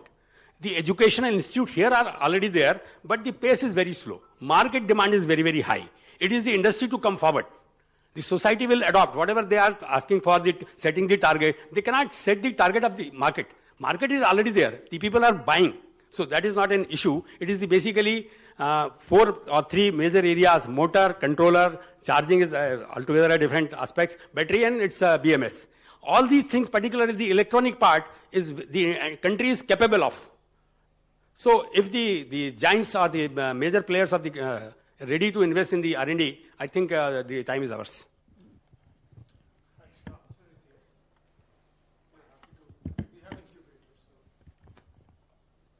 We have incubator processes, so we kind of collaborate with startups.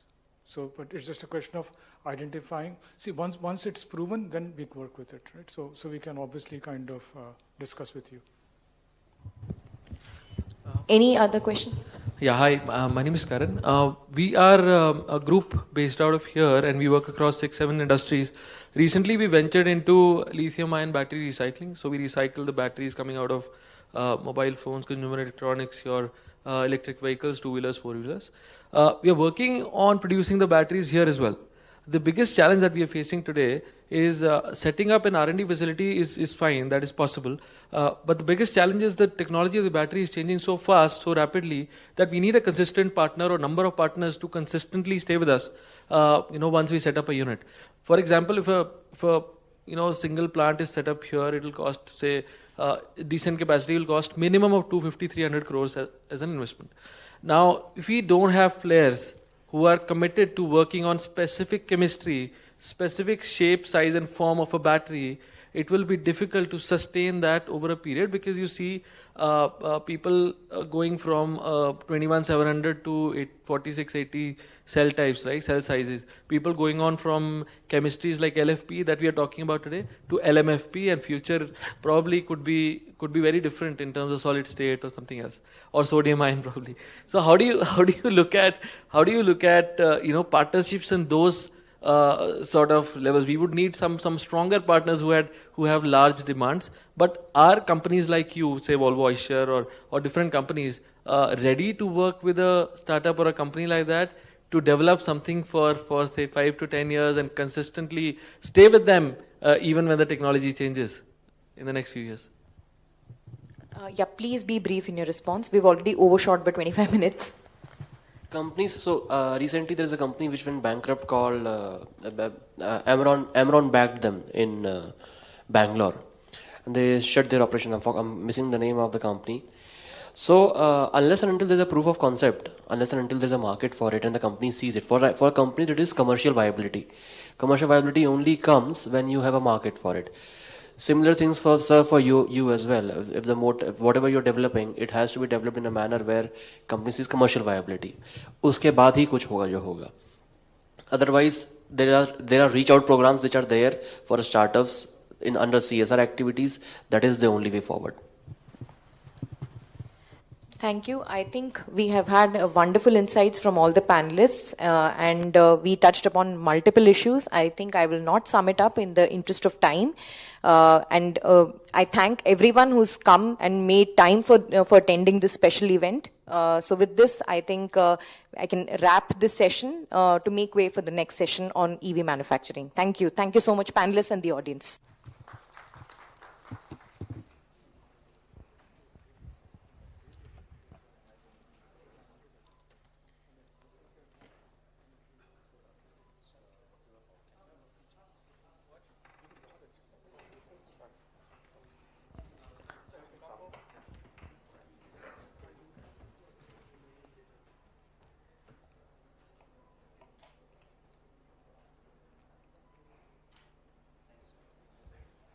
A big thank you to all our panelists and moderator for a rich and engaging session.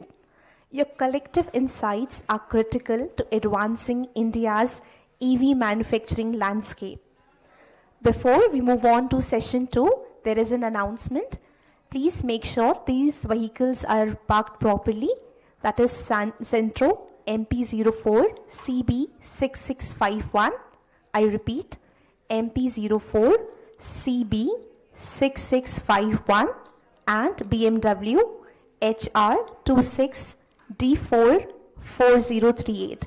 Please ensure that these vehicles are parked properly to avoid any sort of inconvenience. We now move to our session 2, focused on building a robust EV manufacturing ecosystem. To moderate this session, I warmly welcome Mr. Randhir Singh, founder and CEO for C Advisors, an expert in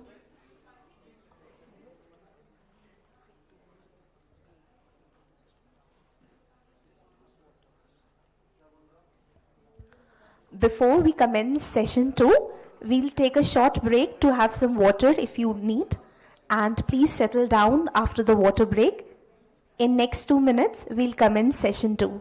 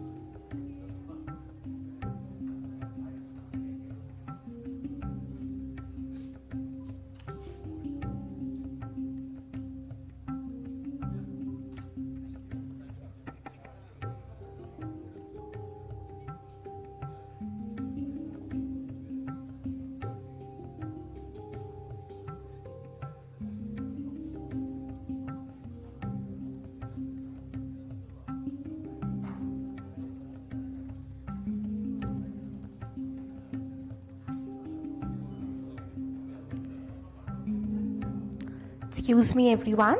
If we have Anubhav Sharma from Adore Par, please join us here next to the stage, please. I repeat, if Mr. Anubhav Sharma is present here, please join us near the stage.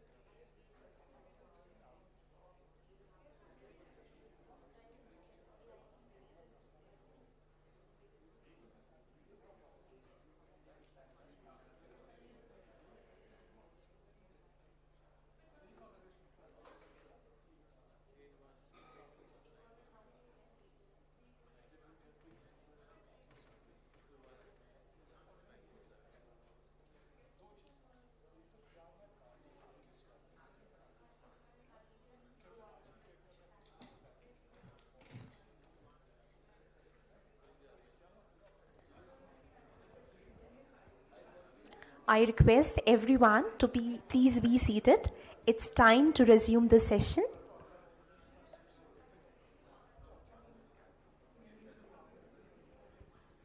I request all the participants to please settle down. It's time to resume the session.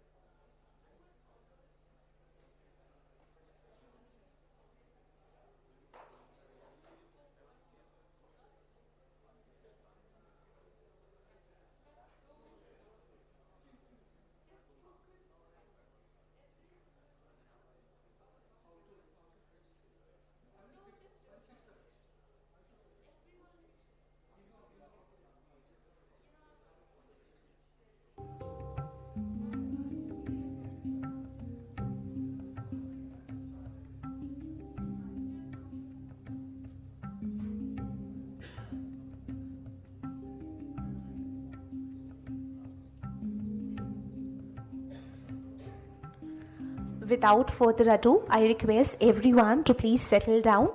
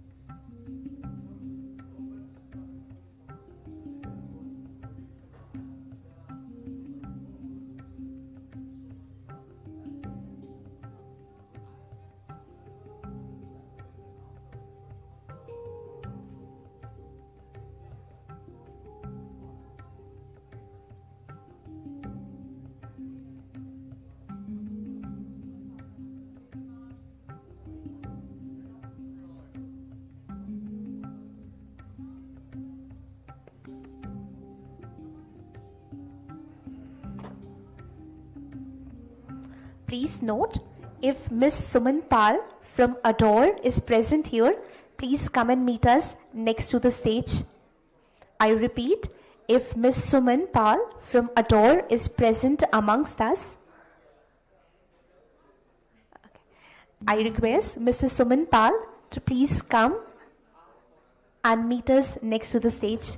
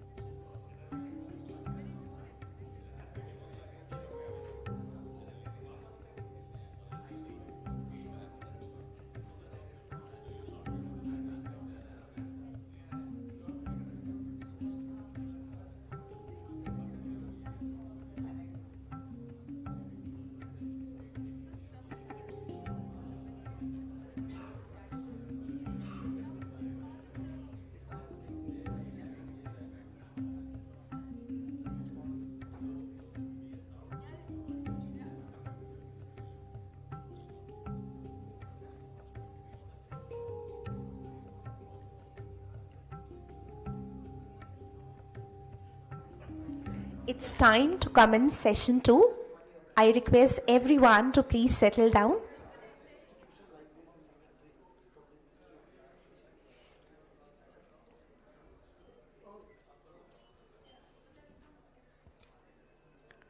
Without further ado, we now move on to session 2, focused on building a robust EV manufacturing ecosystem. To moderate this session, I warmly welcome Mr. Randhir Singh, founder and CEO for C Advisor, an expert in sustainable mobility and systems transformation. Welcome, sir. It's time to invite our panelists for session 2. May I humbly call upon panelist 1, Mr. Rajesh Jain, VP Product Development, VE Commercial on the stage. Panelist 2,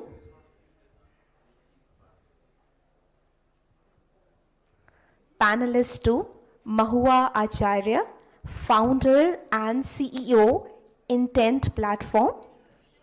Panelist 3, Professor Sagar Mitra from IIT Bombay. I request Mr. Sandeep Singh to present the bouquet to our panelists, please.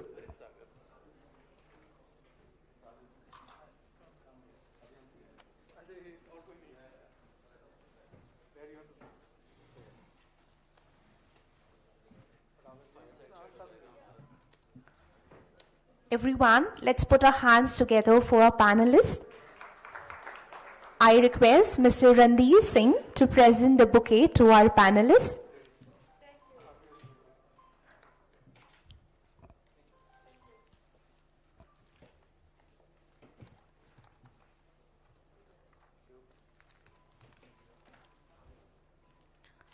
Let's give it a louder applause. Come on, everyone.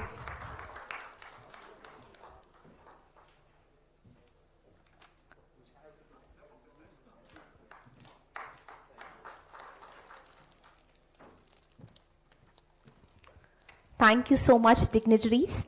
Over to you.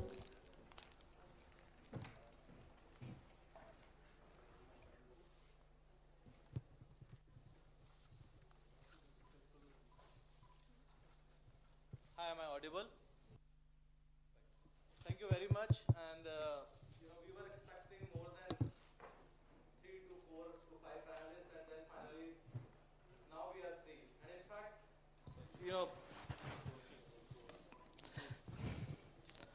just before the session, we were discussing that how we will actually do with so many panelists. Because one gentleman just before this session was asking whether there will be an open session or not. I want to ask a lot of questions. So this is one. Second thing is, in fact, these two, leaders sitting with me, there's a lot of things we need to learn from them. Professor Sagar Mitra, he needs no introduction, but he comes from a background wherein he has worked not only on the academic research and other things, but the industry-specific solutions also. In fact, currently there's something from the Government of India mandate wherein he's working. I don't know whether he wants to talk about it or not, but we'll actually grill him for that. And one statistics which he told me last time when we met, how many PhDs, half century, right? Yeah, 35. So done, and another 16 more. So within the next couple of years, he'll be crossing half century of number of PhDs under him as a mentor, and most of them are in EV domain, by the way. And when we talk about the skill gap, that is where the lot of, the high-end skill as well as the research and development people come from. Mahua, again, she needs no introduction. As an MD of CSL, she has done a wonderful job. In fact, that was it was the pioneer job. In fact, first time ever, aggregation of the buses. It was a cumbersome job. All the SRTUs has to come together, agree on a single platform, single mechanism, single type of tender.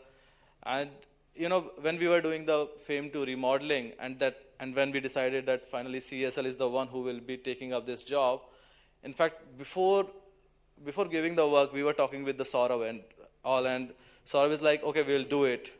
But that is not the Saurav who is going to do it. She is the one who has to lead in and out and everything, and finally all the burden to have, the consensus on the first is whether the same platform, same type of tender, same type of mechanism, specifications, and the timeline, everything. And more things we will hear from her, right? Rightly so. Now, particularly this particular, the session, when we talk about the EV manufacturing, there are a lot of things which has been done from the Government of India and the industry is also doing. But still, I say it's 10% of the work which is actually supposed to happen. There are many, many things wherein we are lacking. From where should I start? Let me start from the bottom, the cells. Lithium-ion battery cells. We are still nowhere. Although I should be the last person saying this because I led the advanced chemistry cell program for this country. But unfortunately, the companies who have won the award till now, commercially, not even a single cell has come out commercially. Of course, at the testing stage, 2 of the companies are already at the testing stage, but commercially, no cell has come out. As we talk right now, almost 8 to 9 companies are putting up their cell facilities. But what we need is the commercial viability. And in fact, we were discussing just before this that the technology which we are chasing right now is already outdated in the outer world, right? Okay, so taking not much of the time, I'll start with Mahua and 2 things, Mahua. One thing is, from your previous experience, in the buses side and all, what type of questions and the challenges the manufacturers had, and to meet the requirements which you assembled with the consensus of different SRTUs, different cities, 4 to 5 cities who actually participated.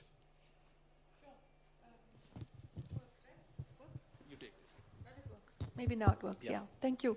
Randeep, thank you for your generosity of comments, seriously, and Bhagwan and Dipesh and others. Thank you. Really nice to be here.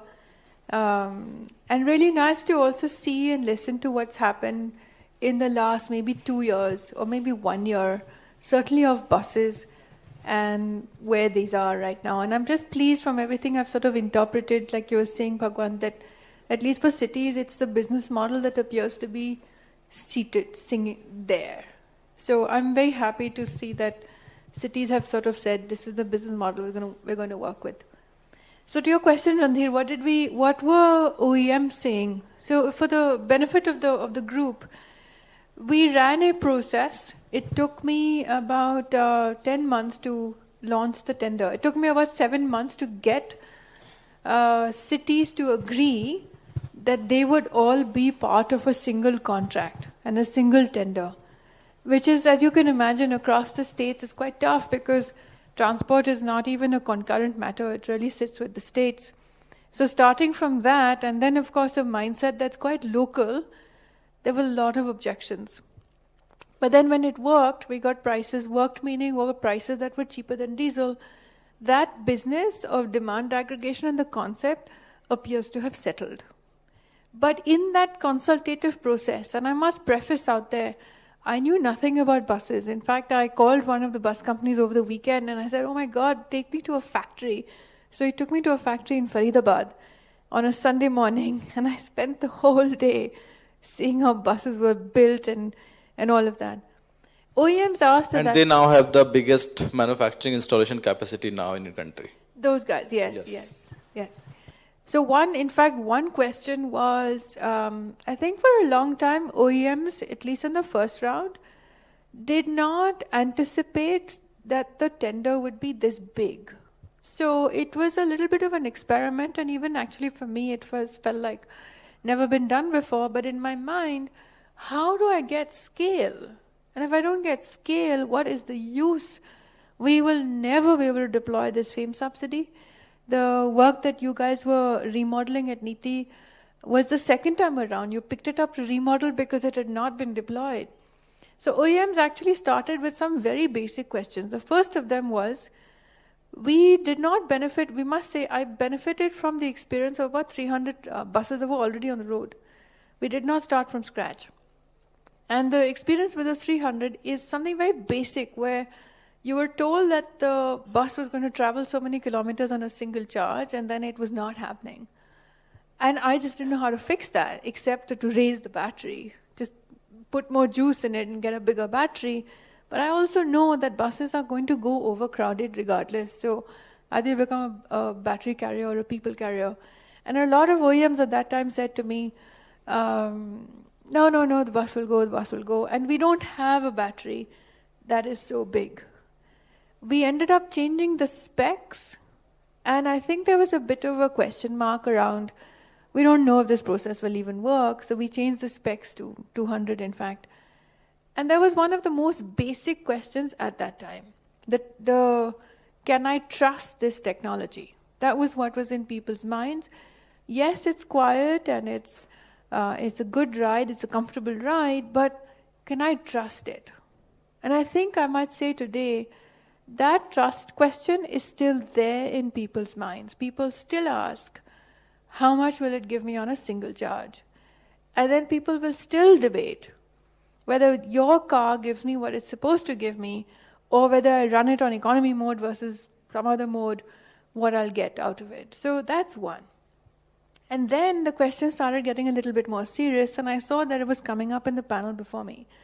A lot of companies started saying, just as you are aggregating buses, that's the whole vehicle, why can't you aggregate batteries as well for us? Because some OEMs said, we're smaller than others, and we're at the bottom end of the totem pole, or the importance totem pole, and everybody was buying from one or two suppliers, really. Everyone had a very similar kind of neighborhood problems and other such things. And I used to get a lot of those questions. That can you aggregate the battery portion, at least stuff that we don't compete on and that we're not going to kill each other on. Can we please aggregate that?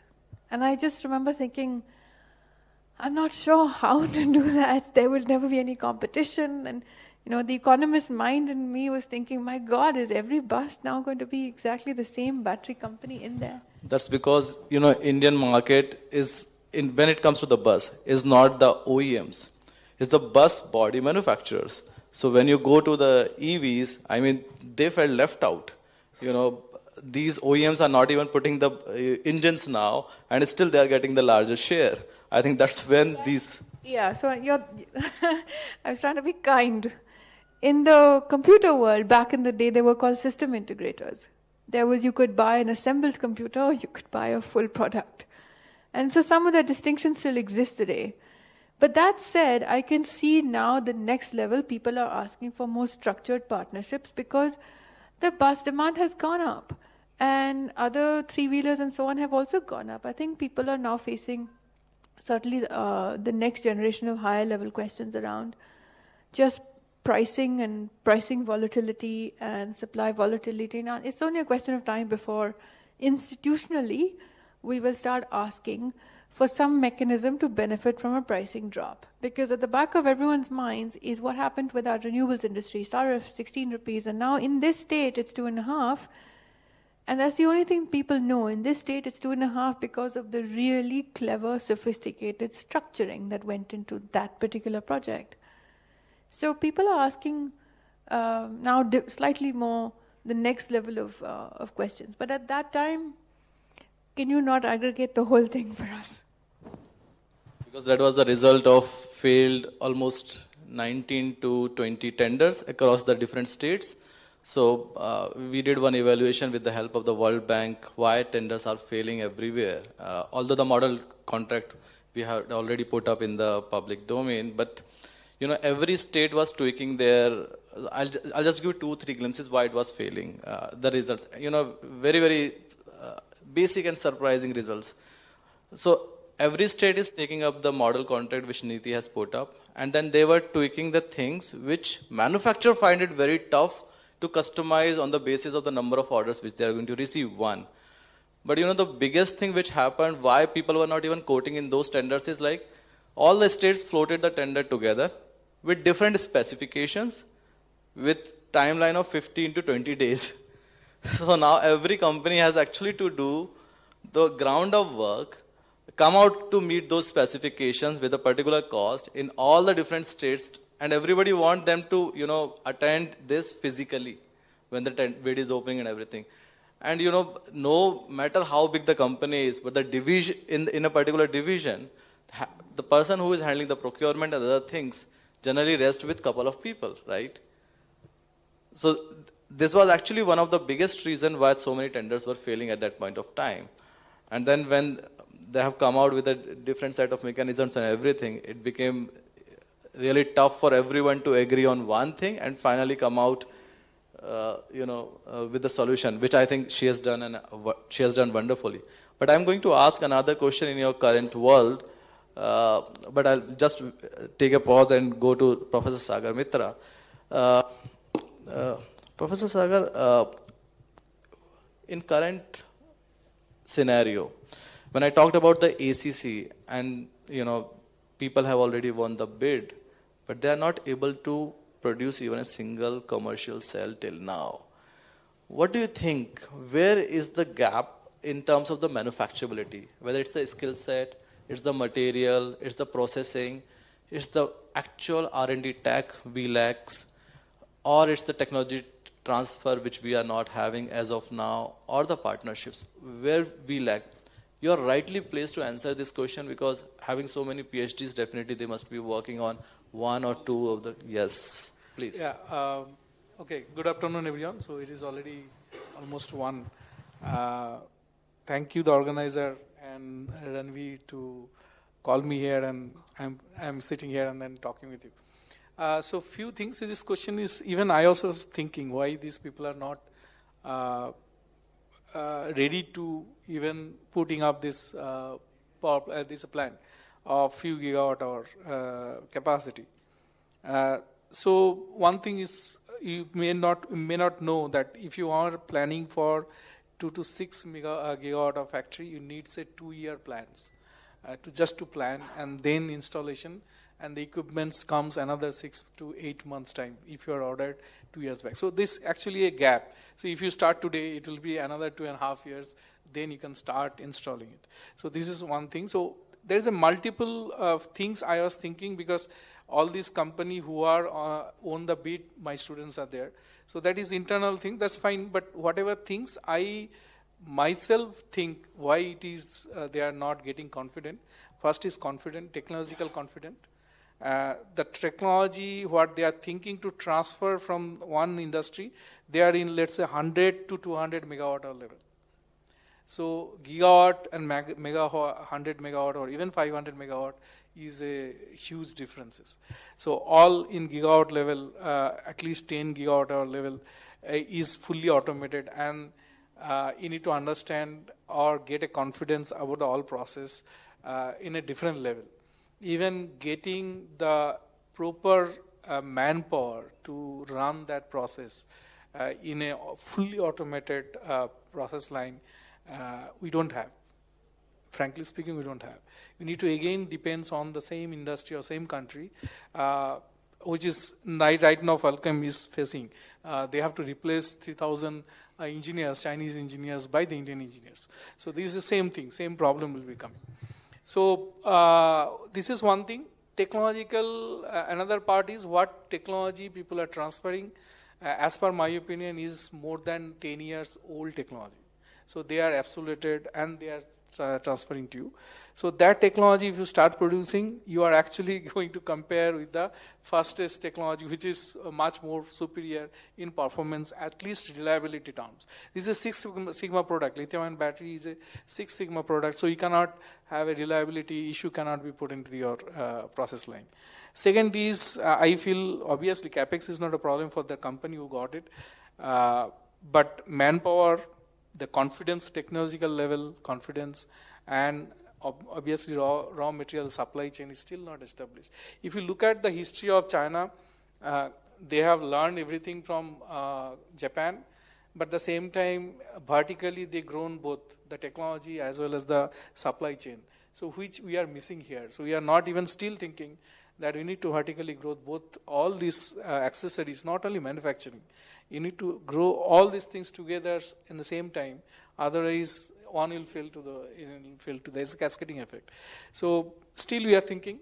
I think multiple problems and multiple points. Money is not a problem for India, I am sure. But other things actually hindering this. They are actually pulling this not to happen. I was actually giving a talk why we cannot have a gigawatt factory yet. To Adore. I don't know, Adore guys are here. So in Adore last year, just giving the analytical way, what are the things why still we are not having this factory yet. So all these points in technical points and numbering was given. So maybe I can share with Ranveer on that presentation. Rightly so. But one question. So there are now companies like Altman and all who are now working in the the CAM domain, even from the AMS anode active material side also. The Epsilon is doing a tremendous job. They are building one of the biggest factory in US. They are board of. And in Vijayanagar they have a very good factory now. They expanded also the capacity. What are your views about how these companies are able to, of course, Altman has just started, they have not scaled up yet, but what are your views about it? I think we were there together. Yeah. Right there. In this, the anode capacity, like what you are talking about, Epsilon, because I am in their board of directors. So they have a capacity, they have a huge capacity to do, but they are not looking at India right now because there is no player even start thinking to manufacture. So they are right now outside. There is many things why there is a still problem. What they are facing is a competition is one, obviously, and the price point. Price point is the main problem for any new suppliers. To a existing is a huge supplier who can actually bring down the price of ton-wise. So as a newcomers, you need to first certify or qualify your product to a establish manufacturing. That is, they have done. Couple of company, I cannot say because this is all our internal matters. So couple of big players, they are already qualified their product. But the price point still is negotiation. So that is going on. Once you are having the similar price, even lower price, because once you go for a new player, anyway, any startup, you can go to any big OEM, they will say, can you reduce your price so that I can buy from you? That's a main things. Even similar thing happening with them also. So need to see how they can actually take that challenge and start doing it. And as per my opinion, if the JSW or anyone, even Reliance starts, or anyone like a Ola starts in a gigawatt factory, then the first supplier will be Epsilon, I'm sure on that, because they have the capacity. They are producing in a good quality, and then their all product is qualified outside also. So just to give you a perspective how anode active material or cathode active material domain works, even though let's say Epsilon has a product which is being validated with two of the biggest, the cell manufacturers, but if let's say JSW or even the Ola, they have not started, which I know, but if they have to start taking the active material from them, the validation itself takes 3 to 4 years. Yeah. That's the timeline which we are looking at. That means you start talking to somebody, right? And the courtship period is 3 to 4 years. That's the courtship period only. After 3 to 4 years, it might happen that you might need to extend it, or even if your source changes, then the validation again starts, right? So that's how the validation thing works in this particular domain when we talk about the manufacturing per se. And it's a capex heavy game, extremely capex heavy, with the foresight that somebody is going to buy it. But once the validation is done, you are set for 7 to 8 years minimum. So that way it is good. But the initial period of the capex thing, it eats away a lot of capex. And when it comes to the raw material, there are not many companies in India who can actually provide you the raw material, consistent raw material. And without consistency, it doesn't work in the cell domain at all. So now coming back to you, Mahua, buses done. What next? I know, but I want to hear from you. And what next and why? Why this particular field? Firstly, I must say, every time I talk to you, I learn some scientific thing on EVs. Every single conversation with you, I learn some scientific nugget. So thank you for that. I have just started, I finished after that bus journey, and I spent a little bit of time recovering from, I was very, very tired. But I started thinking, is it possible for us to apply some of the design work we did in the buses to trucking? Because as I was looking around, even when we were working on buses, 2 or 3 truck manufacturers came by, and they would say that they're building out electric trucks. It was both a combination of my own lack of bandwidth and not enough manufacturers out there to solicit competition. So as in a government role, I can't work with one company and I can't build something big. For that, you can nurture that one company. And in fact, we did. There was one little company that now got acquired by a very large engineering group. So I got thinking a little bit, saying let me see if it is even possible to aggregate demand for electric trucks, but this time also deploy it. Now, unlike in the government, we would aggregate, and by aggregate, I don't just mean 1+1, but 1+1 sitting on a single contract. Because every state, as you know, was doing their own thing. Here, is it possible for us to get to some sort of a unified contract, or at least a contract that looks the same? They don't need to climb onto the same document, but they have to agree as a group of people that they would sign on to electrify their transport. So the appeal is to go to companies and say, hey, we'll change your transportation for you, but at no additional price increase from diesel. There is, however, an expectation that they'll get the same reduction in prices that we got in buses, but buses was 5,500. Here, there's less than 300 big-size vehicles on the road. So we've just started this journey looking into trucking, have now started to say, and very new, into a large-scale, large-sized trucks, so those big, heavy 55-tonner trailer things, simply because what is the closest to making this into an infrastructure asset class? And I've done some work in the government on the smaller vehicles, and I think they reach parity, so they're fine. The market will take care of it because the OPEX advantages will be so much that Consumer demand will run with it. This is much harder.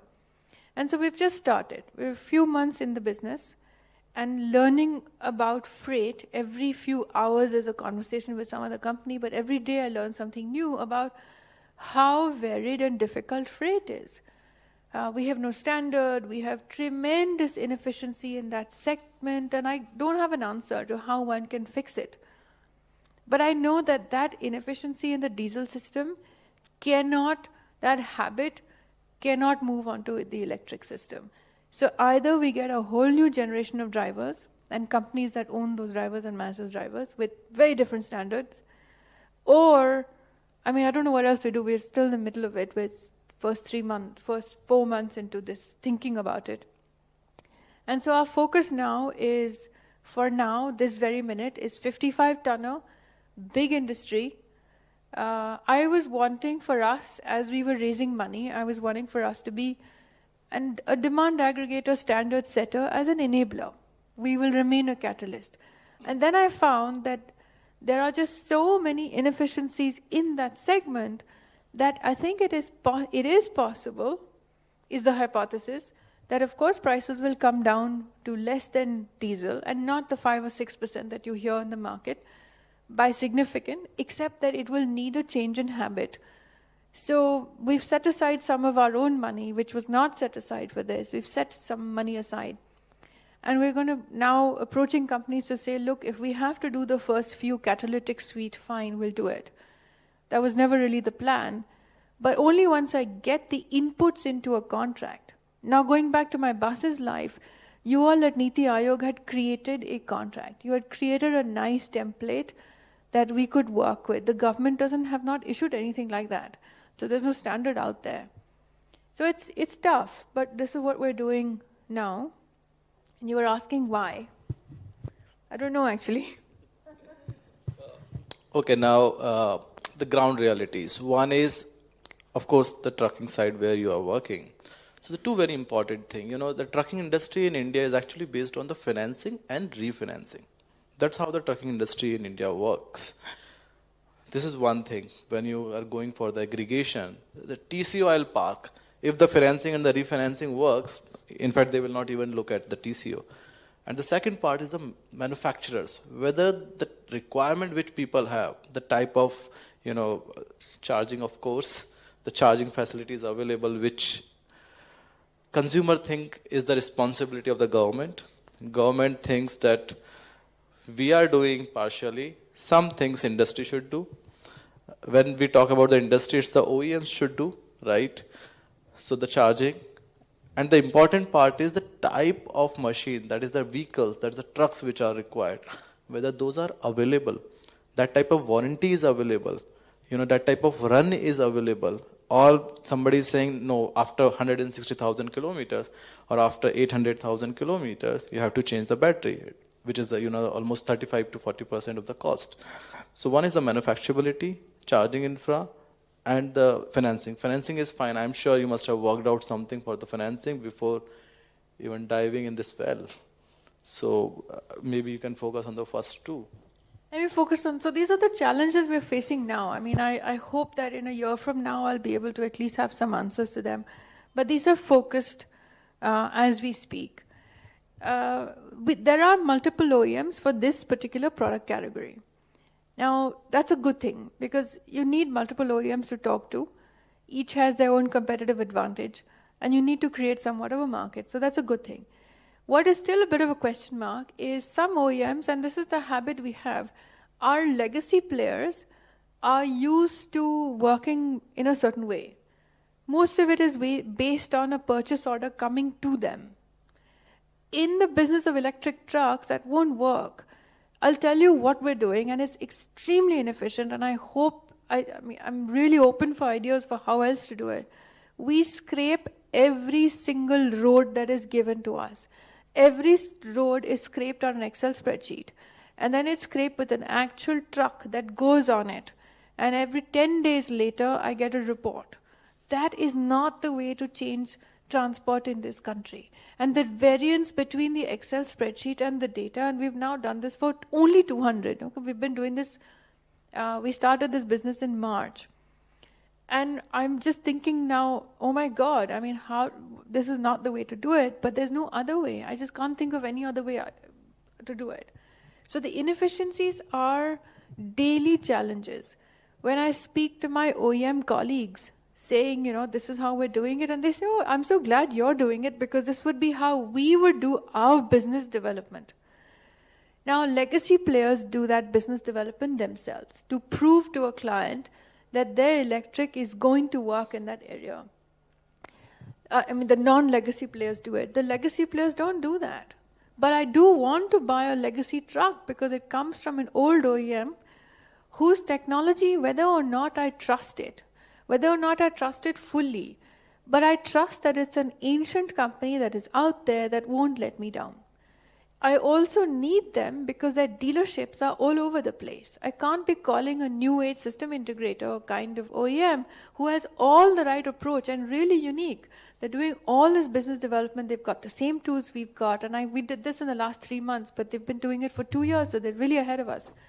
So our challenges are that it is so spread across the country that we have to find a way to standardize this upfront work. I will not whine about charging because there is just an endless, it's infinite. I don't have an answer to how infinite it is. And so what do? We stay with what the market has. We cut it to 150 kilometers. If something comes up beyond that, great. If not, that's what we're doing for now. But that's not the way to do it. Financing. Now the challenge on financing is not as simple as sometimes I'm at these forums and people say, I want cheaper capital. Interest rate subvention appears to be what I keep hearing, and I keep thinking, that is not the problem. I can afford at private commercial money we've raised, I can afford at 15%, not a problem. I can even afford at 16%. That's not the issue. The issue is I want long-term financing that is stable. Now that I have to compete with the economics of diesel. And by the economics, I mean market dynamics of diesel. And that is really hard. Try and talk to a bank who have not got past the diesel way of assessment. We had this with buses as well. And finally, the only thing that worked, well, there were many things that worked, but one of them was a call from the government. That helped.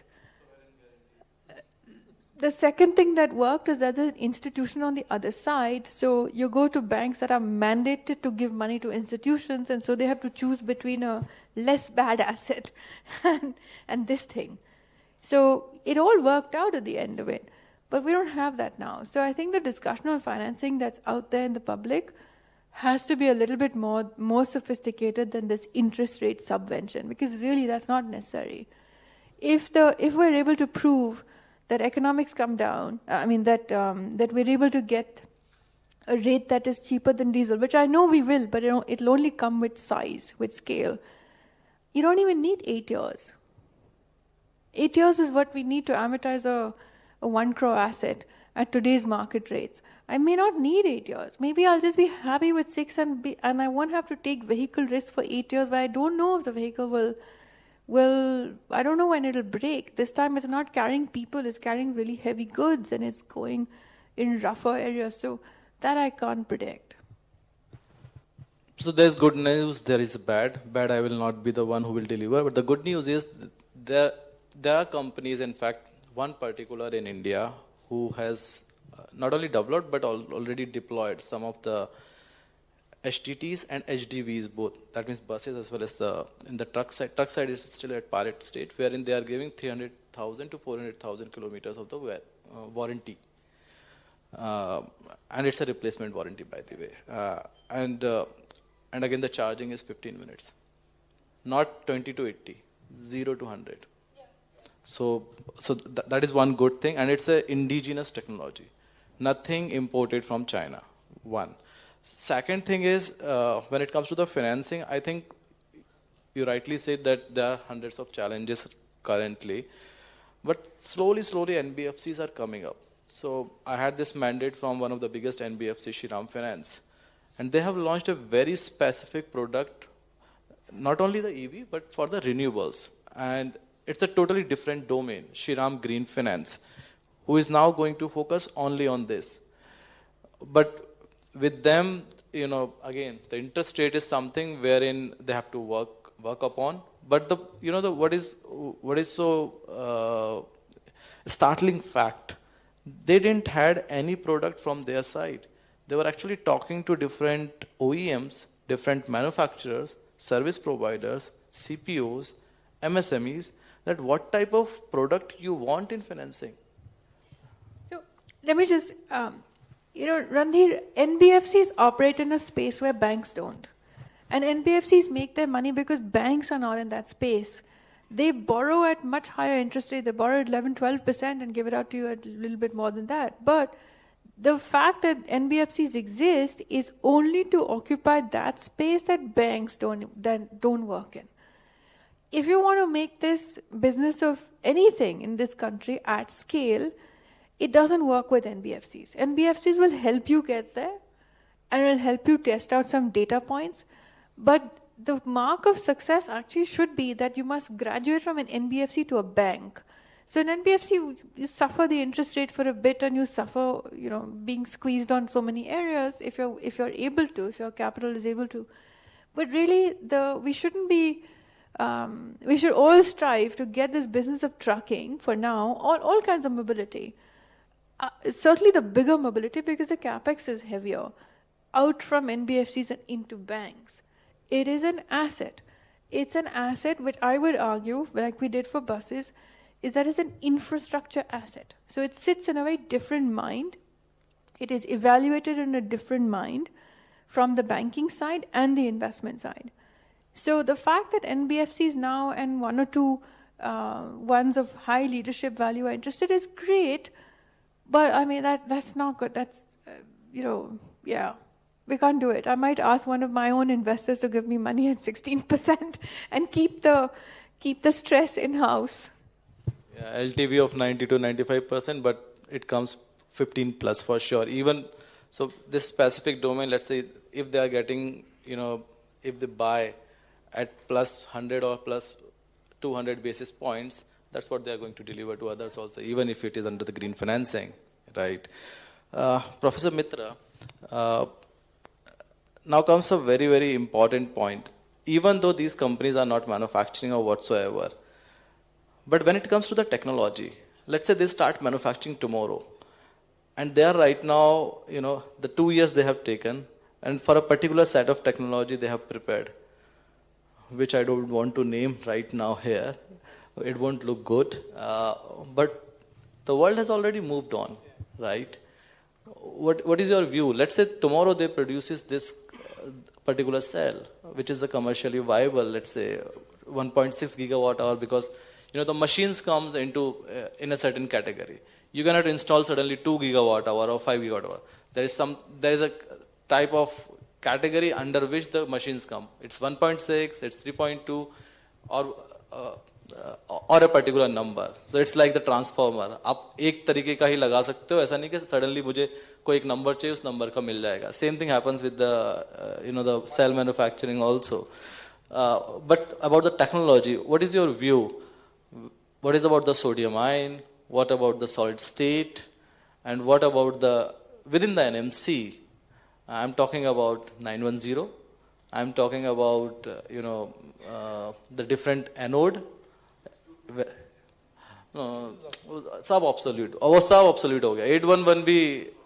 That's why I'm saying 910. So, right? So, what about these technologies? Specifically solid state and sodium ion. Lot of talk around these two technologies. There's many questions already asked. Okay, so first question is, if you are transferring old technology and producing the cells, I see steel is good, because if I remember BYD car, I was in a passenger seat at least 8 years back. It was like a Mahindra, one small car was there, I forgot the name. Huh? Not Reva. It was a sedan. I forgot. Verito.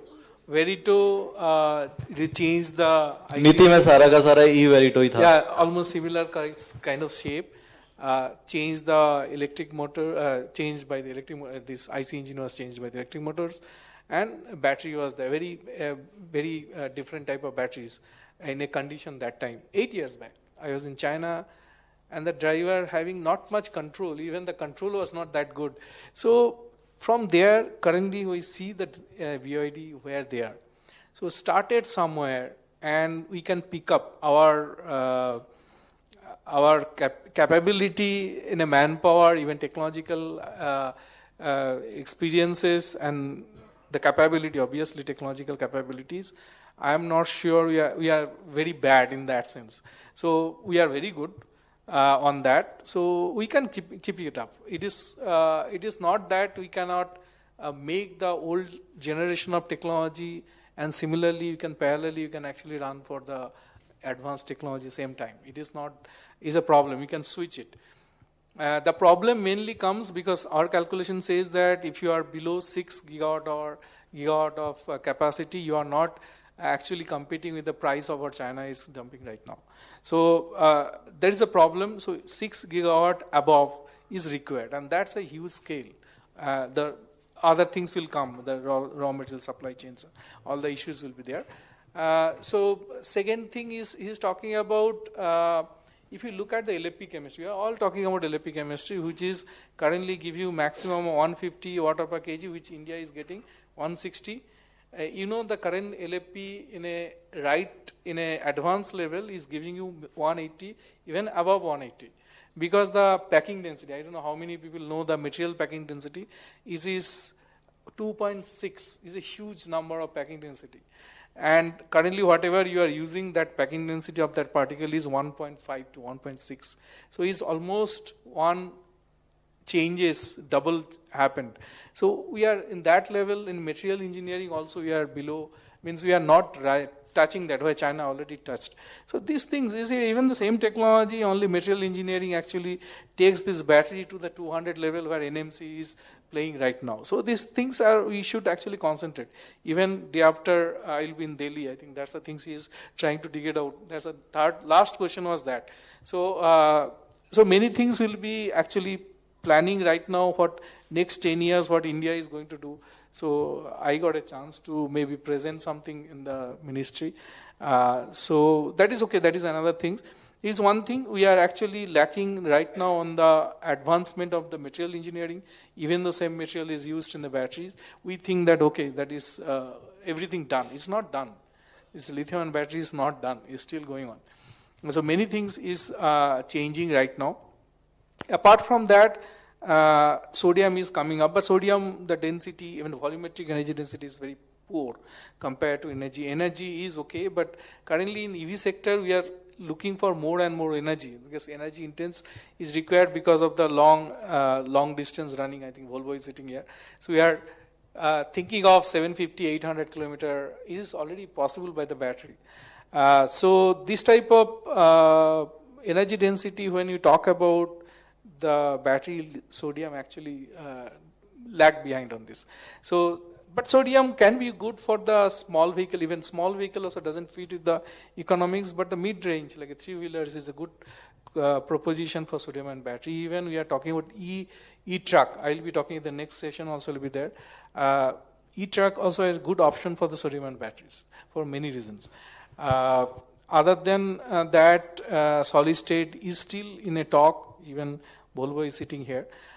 Is not a fully solid, but semi-solid is going on right now with the polymer based. But is again evolving. The research is evolving, technology is evolving. You are talking about NMC with a high nickel content is very risky for the India, as per my opinion. You need to have a very good thermal management system as well as the battery management system if you are using above 8-1. So if you are going 9.5 is a dangerous composition to work on. And we are habituated not to use very good control, BMS, and already incident happens because we are not actually controlling the battery. You always blame the battery or battery chemistry, but it's not that. Actually, how you are utilizing and what are the precautions you are taking. It is very important. So this type of highly energy dense material, when you are using, it gets heats up. As per the thermodynamics, if you have same volume, if you increase your energy, your temperature difference is high. It is very simple thermodynamic formulations. So once you have a more energy in a small pack, you have increased the temperature delta is increasing. So that is need to be controlled by thermal management, but we are not doing much thermal management. I have even sitting through many project evaluation, but I don't see hardly any two-wheeler has active BMS even. That is another problem. There is no space to do thermal management. So they are actually using active air passing through.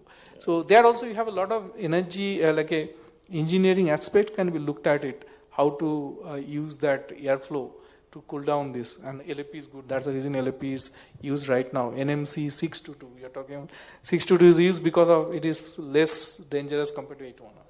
That's the reason. Thank you very much. I think I overshot the time, but we'll quickly take at least 2 questions before we wrap it up. Yes, please.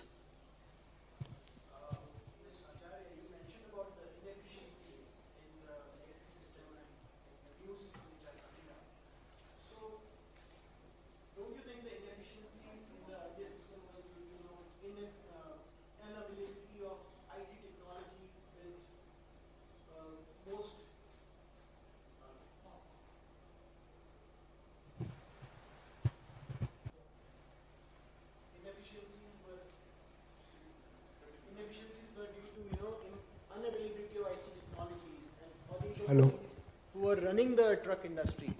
But with EV industry coming up, the technology is getting more democratized and revolutionizing. So how do you see this scenario changing in the future? That's a good question. Let me explain what I mean by inefficiency. In the diesel trucking business, which has been going on 50, 60 years, the way that system works is you pay a very small percentage of the total truck price up front, and the rest is financed by the banks. We have had this thing called vehicle finance for a long time, commercial vehicle finance, and they have learned how to get comfortable with diesel trucks. So you can get almost up to 90% of that vehicle financed by a bank. And not to be quoted, but this business of over-invoicing is also very rampant. So you don't actually pay the remainder 4 lakhs, you pay actually even less than that. Okay, so that's your starting point. With about 2 to 3 lakhs, very likely you will be able to go and buy a big truck. Then you have to make money to run it. As you make money to run it, you're subject to the vagaries of the way we do business in India. So you're subject to the vagaries of our roads, of waiting at the weighbridge, waiting at the toll, waiting at the city because you can't get in. All that means the diesel industry appears to be working at about 70% utilization or efficiency. Now, that capex that I need to recover for electric is not 40 lakhs anymore, because that's how much needed to be recovered for diesel. Oh, and sorry, with the diesel business, you run the truck, they run it for about 5-6 years, maybe not even 6, but 5 years, and then they sell it. And it doesn't go to scrap, it just goes to smaller cities. It fetches a pretty good price. And so a 5-year-old truck is not actually old. It's just sold from first hand into second hand. It's gone to some other city. So the money you make from just that churn, just do the ROI. You've put 3 lakhs down, and you're not selling it for 3 or 4 or 5. You're selling it for higher. You've paid the bank back. Now the bank has been paid back in 5 years anyway. These loans are 5 years. So the money you make from a client just about gives you enough money to pay for the driver and pay for diesel and sort of stay. That's it. Now you compare this with electric. If I get 70% utilization for a 1 crore asset compared to 40 lakhs, I can't make just that work. So I have 2 choices. Either I wait for that 1 crore to come down, but really unlikely it'll be 40 lakhs anytime soon. Until then, what are my levers? I need to change this 70% efficiency to anything more, which means what? Now back to the vagaries of India. I need to load on time, I need to load quickly. Things that get people really bored as you make your list, you list your way down, because you're now talking to a depot person, you're talking to the loading person, you're talking to the person at the gate in the factory, then you're talking to the weighbridge person, and they have not been given instructions. So if everybody down on one highway, when we so-called electrify a highway, we tend to mean that we'll put up a charger. I hope we also mean the charger is always working, but that's not a given. So when we have to quote unquote electrify a highway, it should really be EV ready, which means that the weighbridge person should have received a little memo to see that the green truck, the one with the green plate, goes first. And these things that allow that 70% to go up to 85%. Because I'm just losing hour by hour, hanging around at the toll booth. I'm truck number 9, hanging around the toll booth. Now, as a country, we're promoting electric. So for that whole highway, either you have a separate one, which you can't because you can't reserve anything, but there has to be some other system. So we are facing these nitty-gritties, and as we sit through companies one at a time, fixing these nitty-gritties is hard because most of it is not in their control. In their control is only what happens till the gate. So when again people talk about trucks and so on, they say, the lowest hanging is if you are inside a port and you're going round and round. That's not going to change the system. I'll get 500, maybe I'll get 1,000. But really, if we talk of these corridors, that's what I mean. Is this corridor EV ready?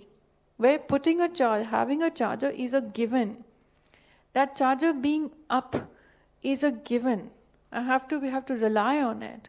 The rest of it also has to be done. So maybe a sort of a memo needs to go to get every sort of get the ducks aligned.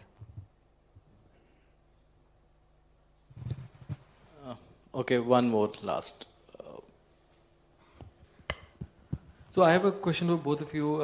Looking at the CAM market specifically, we're looking at a couple of players in India trying to make CAM through the process that we know of, like probably pre-CAM and then move to the CAM section. Now, the companies or our neighbors, they have actually built a technology where they're directly producing CAMs. Like there's no need to produce pre-CAMs now. So obviously we cannot match the price as of now with this technology.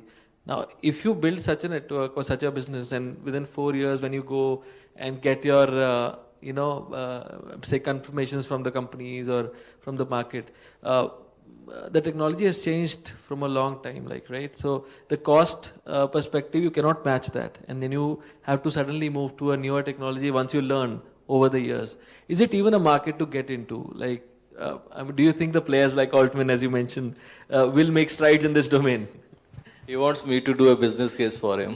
That's my business.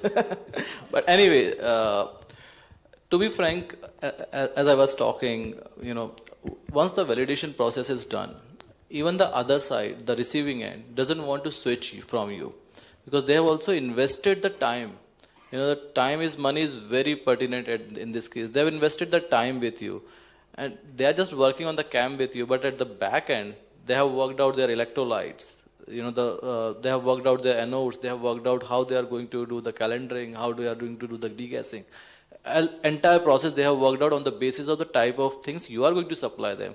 What is going to be the run rate, what is going to be the, the rolling rate, everything they have worked out on the basis of this. So you should be pretty sure that if somebody is investing those many years, particularly working with you, especially on CAM, not AM, especially on CAM, then your business for 6 to 7 years is set for sure. And I think break even in case of the CAM, okay, it will be within that range. Okay, yeah. So that's it. And thank you very much. Thank you, Professor Sagar, and thank you, Mahua, for being so candid and sharing your views. Yeah, thank you very much. If somebody has any question, maybe later on they can ask. Our deepest gratitude to all the panelists and to Mr. Randir Singh for moderating this session so seamlessly. Your contributions have truly added strength to today's agenda.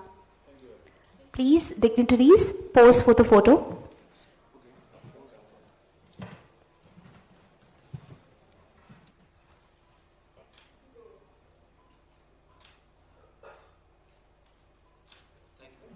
Thank you so much. We now pause for lunch organized on first floor. Kindly note, lunch is organized on first floor. Do join us back as we'll continue our engaging session post-lunch. Thank you so much. We'll resume the session in an hour. So please make sure as soon as the lunch is done, please join us back here. Thank you so much.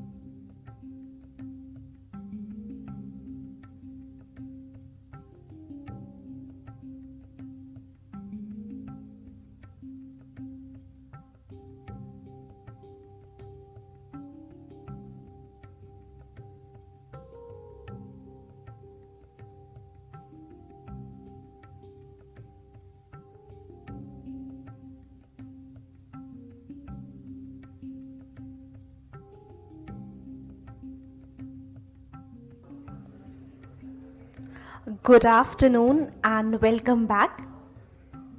We had nice cuisines out there and it's time to resume the session. I would request that if others are joining us for the same, please call your colleagues and ask them that we're about to begin the session. Also, I humbly request you people to please sit on the front seats. I would highly appreciate if you people join us on the front seats and occupy the space which is left.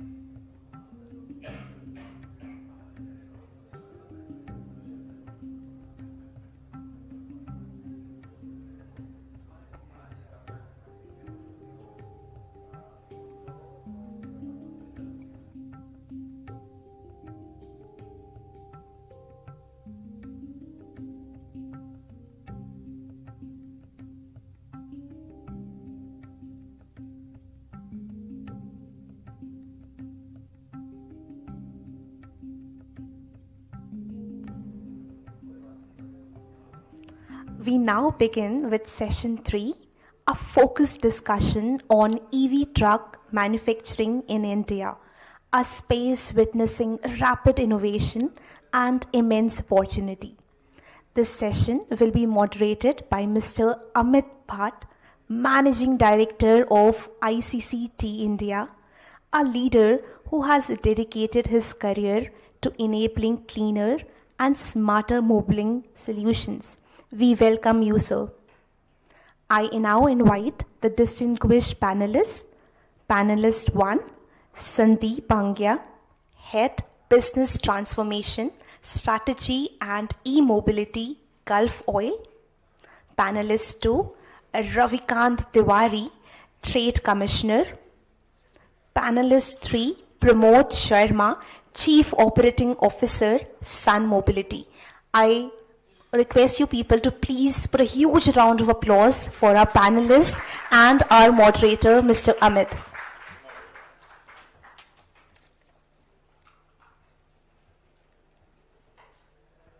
May I now please request Mr. Amit Bhatt to present the bouquet to our panelists.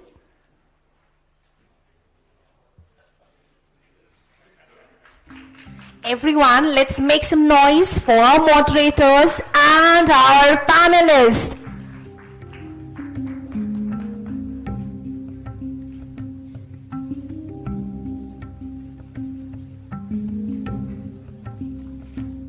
We also invite panelist 4, Sagar Mitra, Professor, Department of Energy Science and Engineering, IIT Bombay.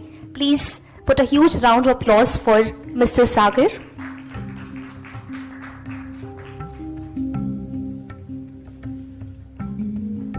Thank you, Amit sir.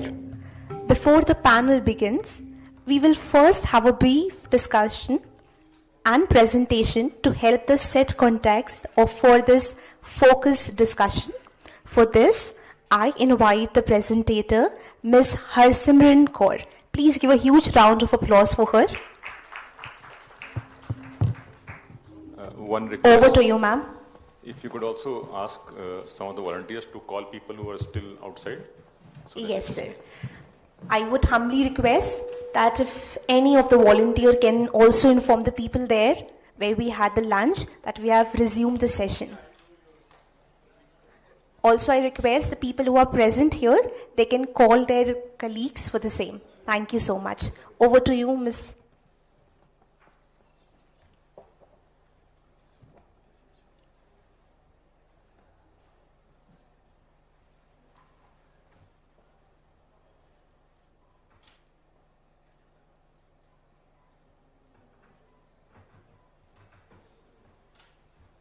Thank you.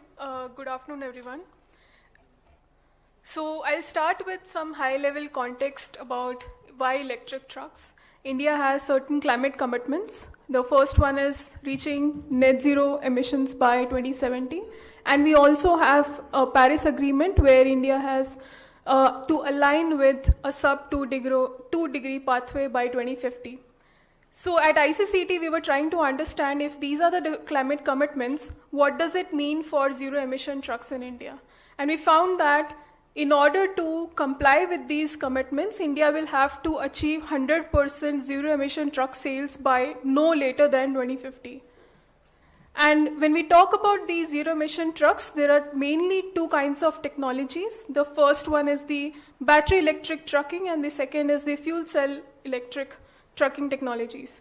And we try to understand at a life cycle level what are the CO2, the greenhouse gas emissions from these two technologies compared with the conventional technologies like diesel and LNG. What we find is that when we compared it with the two conventional technologies, battery electric trucks emitted the least amount of GHG emissions in the current year. And what this means is that even with the current grid mix, which is highly coal dominated today, even with that, battery electric trucks emit lesser amount of greenhouse gas emissions. And of course, the number that you see at the 85% level is when a battery electric truck is powered by renewable energy. So given this context, where does India stand? We have quite a lot of legacy OEMs and the startups that already have electric trucks and are planning to launch electric trucks in the next couple of years. We also have quite a few companies that are piloting electric trucks. The list that you see here is not exhaustive, but some of the leading pilots that have been conducted by these particular companies. And so far, when we looked at the data from 2023, we found that a lot of light goods vehicles have been sold, but also a lot of heavy goods vehicle sales have happened, especially for electric trucking. A total of 721 electric heavy goods vehicles have been sold from 2023 to July 2025. While these electric trucks are very expensive, approximately 2.5 to 3 times the cost of a diesel truck, but given good policies and demand, these upfront cost prices are projected to go down nearly half in the next few years. Say by 2030, the price reduction is projected to reach 46% and 55% reduction from the base year of this analysis, which is 2023. And this price reduction is mainly driven by two price factors. One is the battery. The other is the indirect cost, which is declining because of the economies of scale, and the battery prices because of the reducing battery cell prices globally. We also did a total cost of ownership analysis over a 7-year period for different vehicle segments, and we found that without any policies, the battery electric trucks are projected to be at par with the TCO of diesel trucks in the next 5 years or so. But the good news is that there are a few policies that are out there today that will help bring forward this parity year sooner. One is definitely the PM E-Drive scheme for electric trucks, which was launched last month, which provides purchase incentives ranging from 2.7 lakhs to 9.6 lakhs for different vehicle categories. But also for the purpose of this particular discussion, they have also announced certain kind of components which have to be localized to be made eligible for availing the subsidy under this particular scheme. So there's a lot of opportunity out there to localize the components of electric trucks and achieve the cost reductions and hence achieve our climate goals. With this, I'll leave it to the panelists and Amit to take the discussion forward. Thank you. Thanks a lot, Harsimran, for setting the context. And I think what's really interesting is the fact that electrification has moved beyond two-wheelers, three-wheelers, four-wheelers. We are seeing buses, and very soon we will see trucks as well. And when we are looking at truck, it's not just one vehicle segment. It ranges from maybe 1 ton, 1.5 ton, to maybe as high as 55 ton. And that's a huge spectrum. So roughly we kind of register about 8 lakh trucks broadly every year. 4.5 lakh is a smaller truck, less than 3.5 N1 category. So that's about 60-65% of the market. And then the balance that is left out, 3.5 lakh, almost 60%, 65% is in the heavier vehicle segment, the N3 segment. So it's a very interesting piece where you have a lot of smaller vehicles and then a lot of heavier vehicles, and the mid vehicle is probably at the lowest end. And so it gives us a very diverse perspective. So it's a kind of a segment in itself, each segment, N1, N2, and N3. And that's what we are going to debate, that as these trucks will come into India, and they will have manufacturing, whether it's a component level or at the vehicle level, the question is how do we accelerate that, and how can we also look at a possibility of some of this coming into the state of Madhya Pradesh. So before we go into details of it, let me first kind of get a more higher level perspective. Maybe I'll bring Ravi into the conversation. Now, if the electrification is going to grow in India and the investments are going to come, two things. Is there something that we can learn from some of the global countries or cities? And is there a case for some of global partnership as well, as we strive to do more subnational level work? If you could throw some highlight on that. Right. No, thank you, Amit. Good afternoon, everyone. My name is Ravikant Tiwari, and I'm the Trade Commissioner of Government of Ontario, Canada, in India. And before I'll answer your question, I would like to share that what I do and what my office does in India. So we are co-located at the High Commission of Canada in New Delhi and Consulate General of Canada in Mumbai. And we have three mandates. We promote attraction of foreign direct investment from this region, from South Asian region, basically from India to Ontario, Canada. We help Ontario-based companies, their internationalization, and we build institution-to-institution partnership. To high level, again, to share about Ontario, Ontario is North America leader in terms of vehicle production. Today, we are second largest region, jurisdiction, state in North America after Michigan. We produce 1.3 million vehicles per year. And, we have only jurisdiction in North America where we have 5 OEMs. We have 700 auto parts manufacturers. We have 500 die and tool manufacturers, which is considered the mother of the manufacturing. The reason I'm highlighting this, I'll tell you that if you would allow me, before I, directly answering, I would like to share some context from my end as well. So before Ontario, I used to work with government of Mexico. I worked for Mexico for almost 5 years, and it was 10 years back. And during my stint, I see there were a lot of Indian auto component manufacturing companies which were investing heavily. More than 20 manufacturing companies have set up their greenfield manufacturing in Mexico. And since I was working with Mexico, I was aware about Ontario, that it's one of the leaders. And when I joined Ontario, I went to meet with these companies that, now I am with Ontario, we are one of the leaders. And of course, I knew that Ontario did not remain that competitive for Indian auto component, But I was shocked that Ontario did not even appear in their feasibility analysis when they were looking for a site selection in North America. So I was part of Team Ontario 5 years back, Amit, and audience where we were facing impossible question. How do we transform 100-year-old auto industry? Because our industry was bleeding. We had, our GM Oshawa plant was shutting down. So the question was that how can we transform it from, industry which could extend to a global EV leader? And I can tell you the answer. In last 4 and 5 years, Ontario attracted more than $46 billion in EV ecosystem. We have, if you'll calculate this way, more than 50,000 jobs it created, but every single day there is more than 30 million investment which is coming in the EV sector. So that's, as a trade economist, it's not rare to see this kind of growth. It's unprecedented. And now coming back to what Amit was asking, but it's replicable. You have the playbook that what other jurisdictions have done. And I would like to dig deeper on that, but maybe I'd like to take a pause as an introductory remarks, and I would like to hear fellow panelists, but I would certainly like to share that playbook, that how did we do it?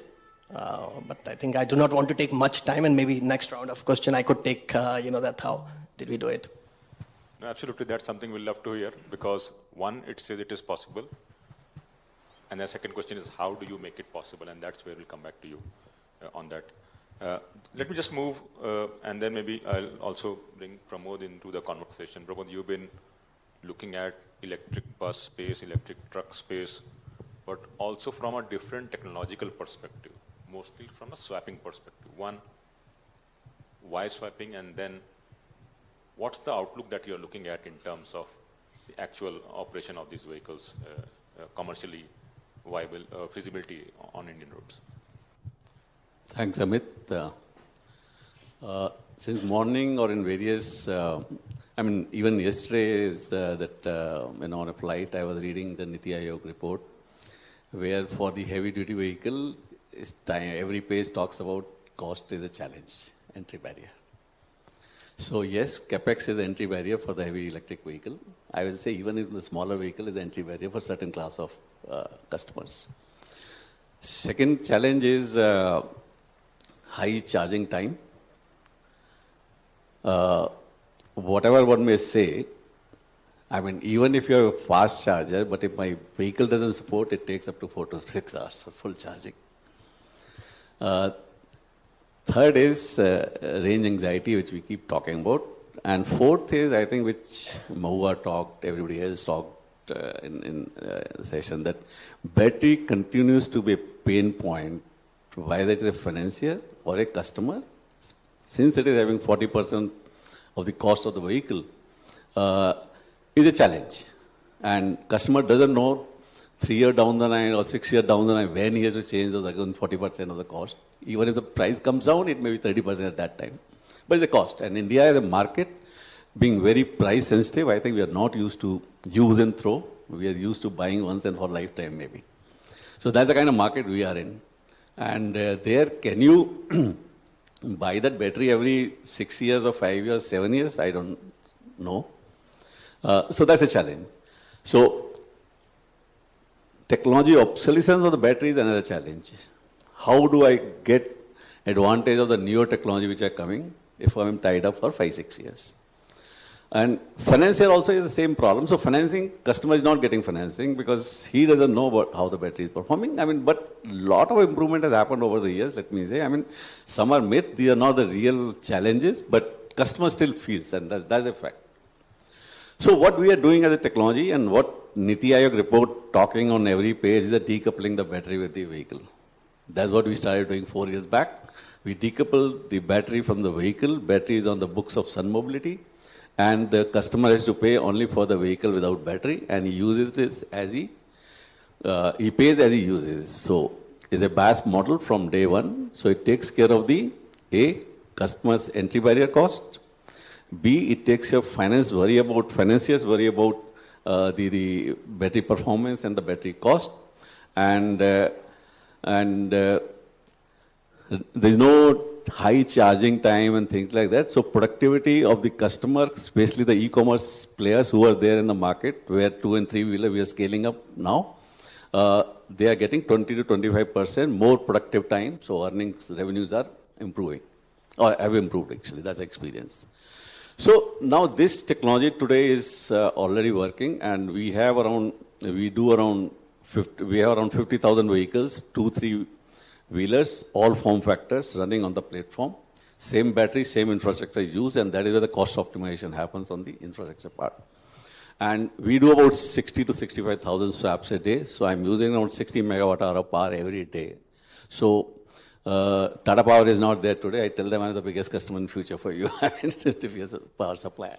So that's what we do. And these guys are running around 1.7 million kilometers a day. And till now we have run around 900 million kilometers accident free in this country on 2 and 3 wheeler segment across 20 cities in the country. So that's the experience of the micromobility, which is we have formed a joint venture with the Indian Oil, which is a PSU major, oil major in the country. So that business is running there. Last 2 years, we have been working on the heavy electric vehicle segment. And although we launched this product way back in 1819 on the buses, it ran for 1 year successfully. 18 buses ran around 650,000 kilometers in the Ahmedabad BRT corridor. But unfortunately, the COVID came and like everything went for a toss. And then it was, being a startup, it was a question of whether to run the bus business or survive on the smaller vehicles. So that's where so smaller vehicles is in a now scalable mode, so it's gone. So we're focusing over the last 2 years, we're working on the technology. So we learning from the Ahmedabad project, we decided probably one vehicle type technology will work, but it may not be very lucrative in long term because the investment on the infrastructure is very high for the heavy vehicles. So we decided to change our technology. Today we have developed a technology which works across vehicle segment of 3 ton to 55 ton, can be bus, truck, small truck, N1, N2, N3. It's the same battery which works. There are 2 voltages. For the smaller segment, N1 segment, there is a 330 volt battery. For higher segment, it's a 650 volt battery which is working. And we have launched a product for the bus. And commercially, we are going to launch the bus product in the Q4 of this year in Karnataka, Mangalore market. And this will be on the official route where you're connecting the rural India with the urban centers. So that's where we are going to run this. And we are parallelly, we have also tested 5.5 tonner truck, which is going for homologation next quarter. And 5.5 tonner is getting, 55 tonner is getting integrated. Should be out in news in Q4, Q1 next year. Thanks. So end of this year, we will see the bus getting on road commercial operation, and then early next year, the first quarter of next year, we'll probably see the trucks as well. That's great. Then fantastic, and we'll look forward to seeing this. Just move the conversation. Maybe I'll bring Sandeep. So if you could one of the top 5 players in the lubricant space, Gulf Oil. One, if you could also talk about where's the Gulf Oil interest in electric mobility, and then especially on the heavy duty vehicle, where do you see some kind of synergies? Okay, so good. First of all, thank you very much for getting me into this forum, and I was extremely impressed about the article or the report that between you and Harsimran you have co-authored. So that adds one more thing to my reading list. So yeah. That's a question that I normally get. Gulf Oil talking about e-mobility.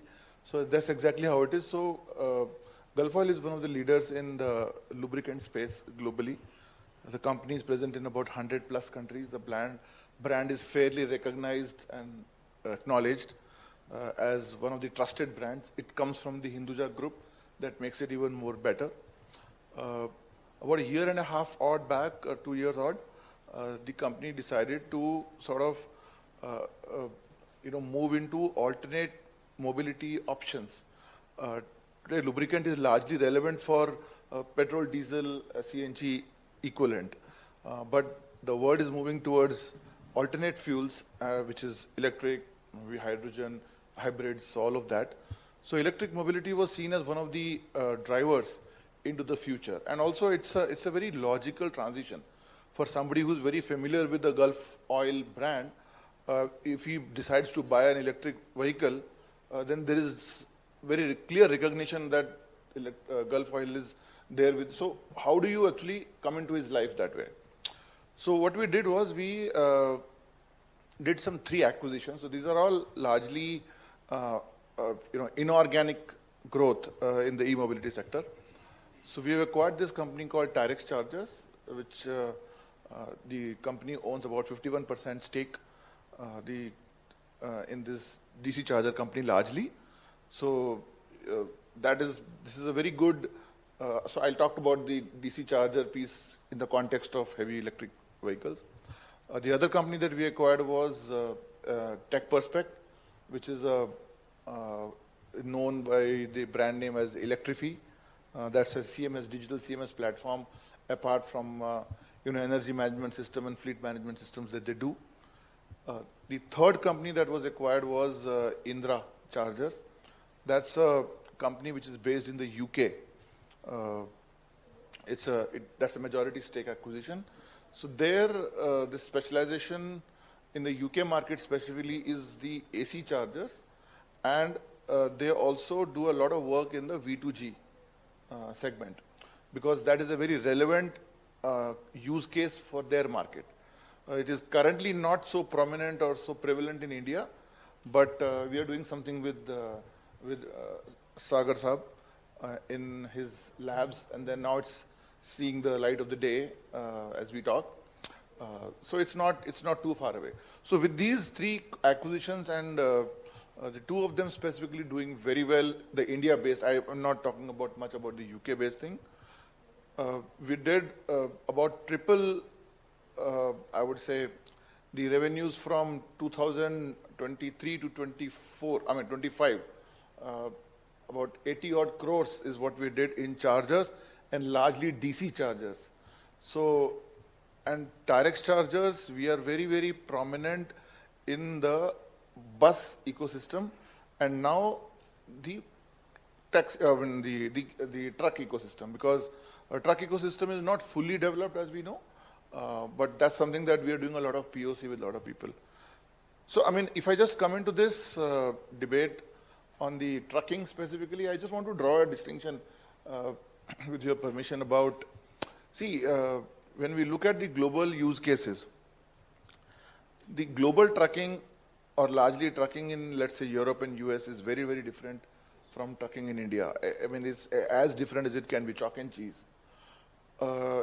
If I were to just draw 2 or 3 big differences, number one, the trucking in the Europe and US is largely dominated by huge, large fleets. So you have some large company who owns 100,000 trucks. Whereas in India, you have got either the truck owners who are running the show, or 10, 15, 20. So you would be hard pressed to find somebody who has got 500 or 800 kind of trucks, very few of them. So that's a very, very fragmented, I would say, in that sense. That makes the difference between the ease of financing and, the ease of operations and stuff. So this is one. Second is the road conditions. That's very, I think somebody in the previous panel also mentioned the typical road challenges in India. In US and Europe, a typical truck goes about 1,200, 1,300 kilometers on a daily basis, and they don't blink an eyelid when this happens. Whereas, and that too, it's a semi, 40-tonner, those kind of things, huge, trucks. But in India, you will be really challenged to cross 600, 700 kilometers per day, because, the road conditions, because of the toll, because the border crossing of the states, and, the kind of challenges that we are all familiar with. So those are the kind of challenges that we are trying to work around and trying to work with the truck manufacturers. See, they have a very specific requirement, and I cannot emphasize this enough. A charging in a car setup and a charging in a truck/bus setup is very, very different, which means the charger is exposed to a huge amount of, pardon my language on this one, abuse, because it stays in the elements, dust. It is operated by 40 people every day, because one bus guy comes in, operates, there's an operator who comes in, there is a third guy, and all of these things the charger has to perform. In this case, because it's a very, very high utility item, you cannot have a 99% uptime. You have to have 100% uptime. So to that extent, we ensure that some places you put up a guy in the depot to ensure that it is nothing less than 100%. Because if there is a charger which is down, there are about 10 buses or 8, at least 4 buses which are dependent on that charger. So I think this is the typical learning, and we are adapting towards that. The DC charger, we have specifically developed a 360 kilowatt charging specifically for the trucking segment, and that too trucking for a specific customer who was interested in trucking for mine application. Now, mine is an even more punishing application because, it's, you don't get access to, whatever. So I think, talking about Gulf, we are in this entire space of hardware, software, which is a full stack solution, trucking and buses. Buses, I think we are currently the leading brand of chargers supplier to any bus supplier, should I say. And in trucking, we are making some early moves, adapting to the customer's requirement, customizing them, and watching that space closely to really go full-fledged. Thanks. Very interesting. I never knew Tyrex was a Gulf brand. Yeah. So it's also good learning from me. And again, most of the bus charging we are seeing, at least in Delhi, I think is mostly Tyrex charging. So great to see you also moving from bus to the truck segment. Yeah. The other thing which I also wanted, maybe I'll bring Professor Sagar into this conversation, because with the trucks coming in, one, there's also an issue of the weight of the battery. 2.5, 3 tons. And once you bring that, there's a kind of battery penalty on the trucks. You can't carry because you have to compromise on the battery. Second, as Sandeep mentioned, the charging is also very different. The vehicle abuse will happen. So one, I wanted to kind of bring you in the conversation to mostly from the battery side. One, what are we going to see the same extension of LFP in the trucking and heavy-duty vehicle space? If no, what chemistries are we going to look at, and what kind of charging differentiations we will see in the heavy-duty vehicle truck charging space compared to a conventional passenger vehicle, if you could throw some light. Good afternoon, everyone. So when this e-tracking concept came, even academia also was hesitant to even discuss about it, because we are talking about 40 tons of vehicle to be driven by battery, along with half of his weight, the same truck weight, the load will be there. So currently 40 tons of truck actually carries around 27 tons of loads. So it's actually 67 tons of weight battery has to pull. So it was, and the same thing, what is that, uncertainty was transferred to the policymakers. Policymakers also was uncertain what to be done. So this is not believing, so it is happening.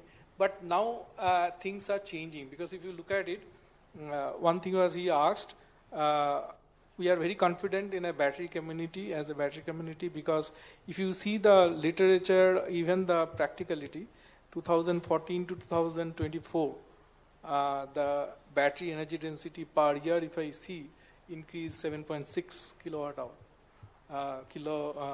hour of increase per year. So that actually brings us confident that okay, and price, what is coming. I think your calculation of 2050 is actually correct, because mathematically we can find 48 to 50, this price of e-truck, battery, the energy price will be $27 per kilowatt hour. So that price actually comparable to the diesel price. And that's why I think whatever you're predicting, that is correct. Even mathematically we can find it out, that's a intercept is coming. So that time, maybe another 30 years timeline, will have that diesel, battery driven e-truck will be comparable to diesel. So whatever I'm going to put the numbers now, everything normalized with the diesel. So reference is diesel. So right now,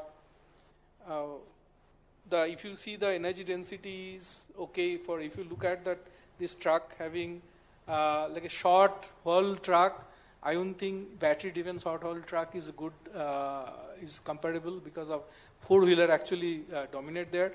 But long-haul truck is good for battery-driven. You will do a lot of calculation. You see that is more profitable compared to short-haul truck.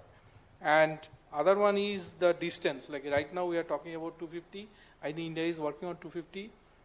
Whole world is 500 and even 750, even 800. And battery can power that 800.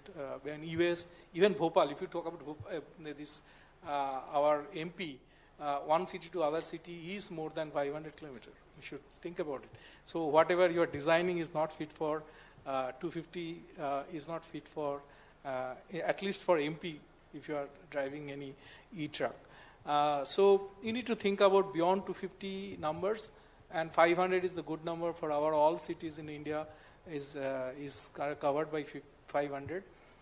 And if I see the number, the magic number, if I want to touch the diesel price or diesel performance, so that $27 per kilowatt hour, only you need to go for the cheaper options, not that NMC cobalt-based system or nickel-based system. So that actually pushing us to the LFP side.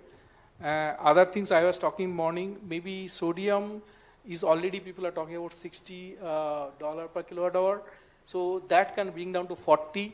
So maybe another 10 years timeline, if sodium comes up with a 40 kilowatt hour per $40 per kilowatt hour range, then this could be another option because volume is not a problem for e-truck. So that is another option of looking at it. Other than that, I think he already talked about the battery longevity is not known, even for me, not known because of the uses and the atmosphere. I think he also talked about where it is used. It is, e-truck is not that the way we sophisticatedly we use in four-wheelers. So the cycle life of the battery is questionable. Okay, so that is one thing you should keep in mind. Whatever battery we use, due to bad use of batteries, maybe your cycle life will come down. Whatever you are expecting for four-wheelers, you may not have. So that is one thing you should keep in mind when you are writing a policy. Other thing is other new technologies. If you think maybe lithium sulfur anytime comes, means I am also working on that. But if comes, so that having a huge energy density and a proposition of lower pricing, that may be another option in the near future, not even 10 years timeline. So that is one promising technologies maybe you can be used for this e-truck. But when I do this analysis, I feel only one technology or maybe fuel cell as a range extender and the lithium as for the initial starting and then braking. So that time, if you do this combination by hybrid mode, maybe is a solution for the next generation. Thanks a lot, Professor Sagar. I think this is very interesting. At $27 parity is the magic number where you just there's no economic case for ICE in that case. So on that positive note, let me just bring Ravi back into the conversation. And Ravi, you wanted to share your playbook with us. Sure. That's what, as a government representative, that's what what we have done. We like to share. Very fascinating discussion was going on. I don't want to change the direction, but I mean, if we would continue with this, I would like to understand from the fellow panelists as well that when they go as a site selector, what do they see? It's because as again a government representative, I can talk about at the macro level. So in this, the global EV revolution, what we are seeing, in my experience, firsthand, winners are not going to be the largest country. It's not going to be the richest countries. Winners are going to be the regions, the ones who can move fast, who can, offer the certainty, and who are ready to make bold commitments. That's what I have seen, what we have, done in our jurisdiction. So we started with, it's a good story, Canada, we appointed a car czar, we came up with a strategy, 2 different phases of strategy, phase 1, phase 2. What I realized that we were brutally honest when we began to think of our EV, revolution, that our industry was bleeding, and we were, when we were, at that drawing board, that what a Korean battery manufacturer or, say, German automaker would need if they would set up a big, huge EV, next location. So out of 50 locations, are they coming to Ontario when we are, every single day you see the news that it's bleeding? So we were brutally honest. I think that was our first thing. And the step by step, if I would say, in next 18 months, we made doing business in our region was like irresistible. That we cut the cost, $7 billion of cost of doing business. We identified different parameters. We eliminated red tapeism. We had a ministry. We set up a ministry just to get rid of, every thing which is, which is blocking us to achieve our, vision. We had reduced electric tariff. We heard the industry. So that's, and that's how we made that okay again to see that what's happening in our province. So that was one. I think what we also did as a provincial government, we were all aligned in one voice, 3 different set of governments: federal government, provincial government, state government, and municipal government. We came up with an auto pact, federal government and provincial government, offering solid incentives, incentivizing the industry, coming up together, and in one voice. When there was a site selector which came to us, Stellantis or Volkswagen, we provided one feasibility. We provided it was not 10 different, 20 different options they had to go through, and we handholded them with one voice. So that's another aspect I see that in terms of our sort of playbook. We also we work like startups that way, that is speed which I have been talking about, because this is momentum. Now we are seeing that in 2030 it's no longer it's a future EV, it's already here, and 2030 every third out of 3 one vehicle would be EV vehicle. So we realized it, and we became kind of a business partner to the companies who were coming to us to, that with their feasibility analysis, understood their pain points. We were not taking 6 months to get back, for their permissions. We reduced our 6 months, different permissions, etc., to 6 weeks. So we worked in that speed, like a startup kind of a speed, and became the business partner. And also I would say that the secret sauce, we did not try to become Mexico cheap labor. We did not copy, other model. We went back to like fundamentals. Did we have, the clean energy grid? Check. Yes, we have.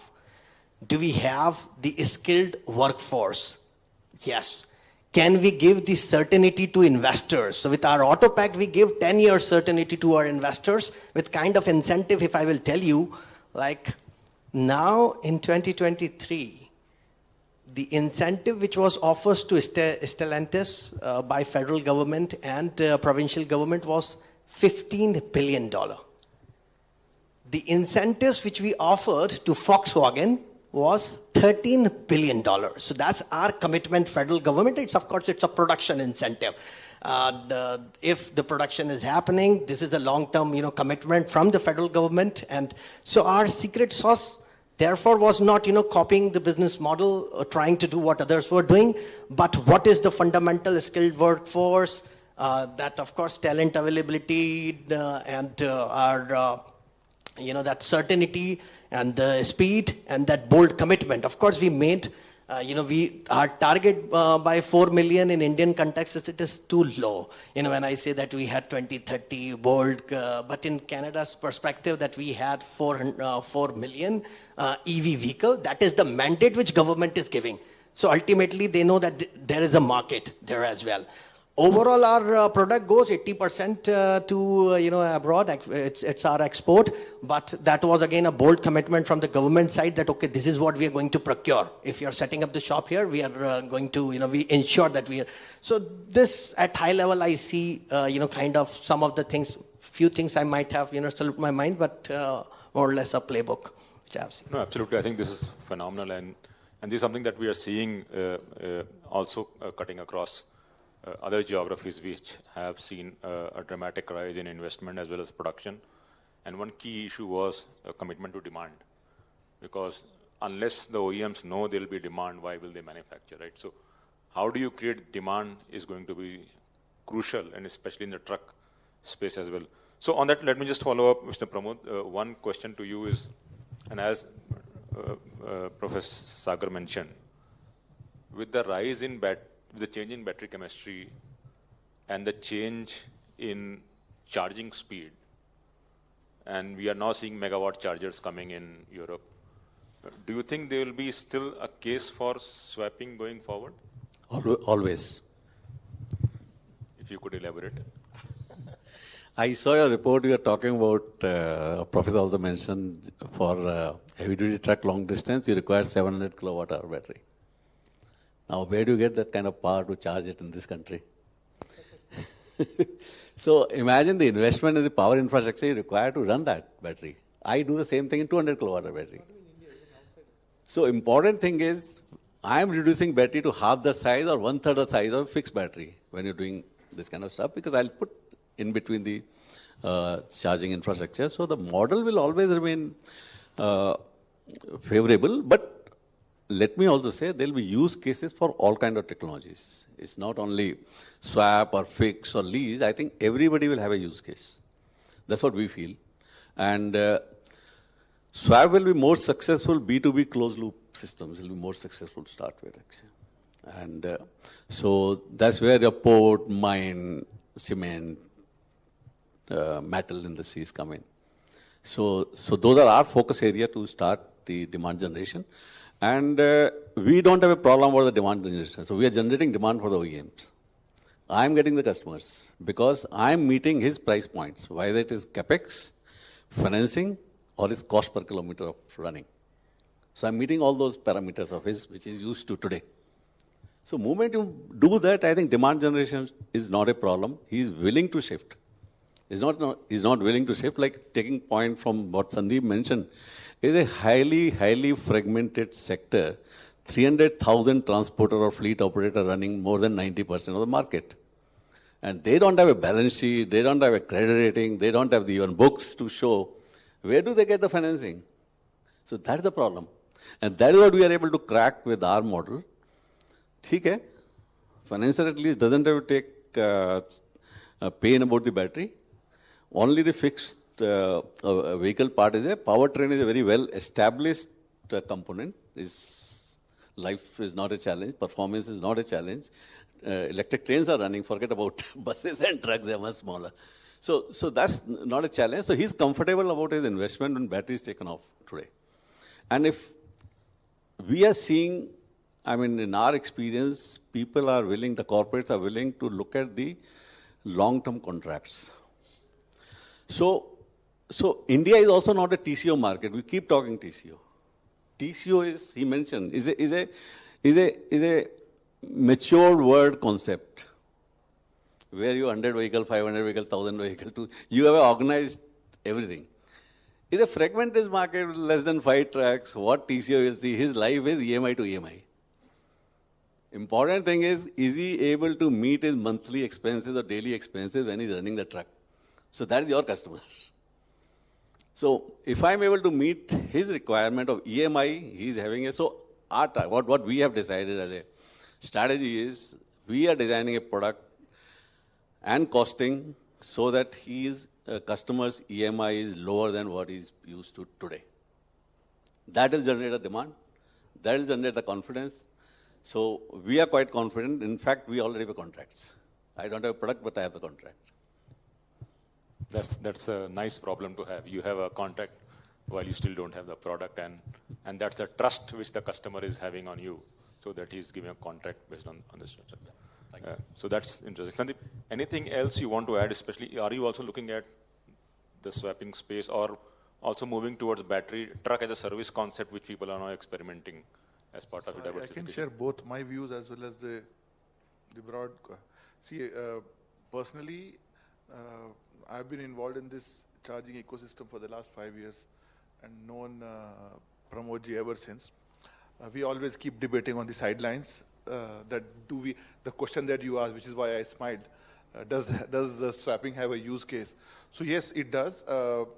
But I think there is a lot of work that needs to be done within the industry, in that sense, to be able to get swapping to a stage where it can actually take off. Otherwise, it can continue to be a niche player, and this is exactly what I keep saying to Pramodji.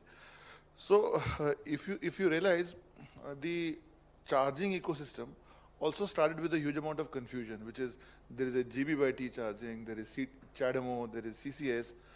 We don't talk about it anymore because the industry has drifted. There has been no government mandate, right? But the industry has drifted towards the standards which everybody now complies with. That is not happening in swapping. That is my fundamental challenge, which means the battery form factor is very different. The battery connector or the swap cabinets are very different. So while there is a very specific use case about buses and all of that, they are not interoperable. I mean, I cannot take my bus to his charging swapping station and be assured that it is going to work. So that is one. So we are watching this space. If you ask me really, we are watching this space. I mean, if there is anything that is interesting, there is nothing that prevents us from really jumping in. But as of now, the only successful use case that I have seen in trucking, in battery swapping, has been in the China. Like quite like a lot of other things, China has got a scale of such a magnitude that it can only work there. But in any other market, this swapping has not been even attempted, I should say. And again, on the flip side, I only mentioned in my earlier comment that 600, 700 kilometers is what at most a bus or let's say a truck can go, which is not the case in UK, Europe.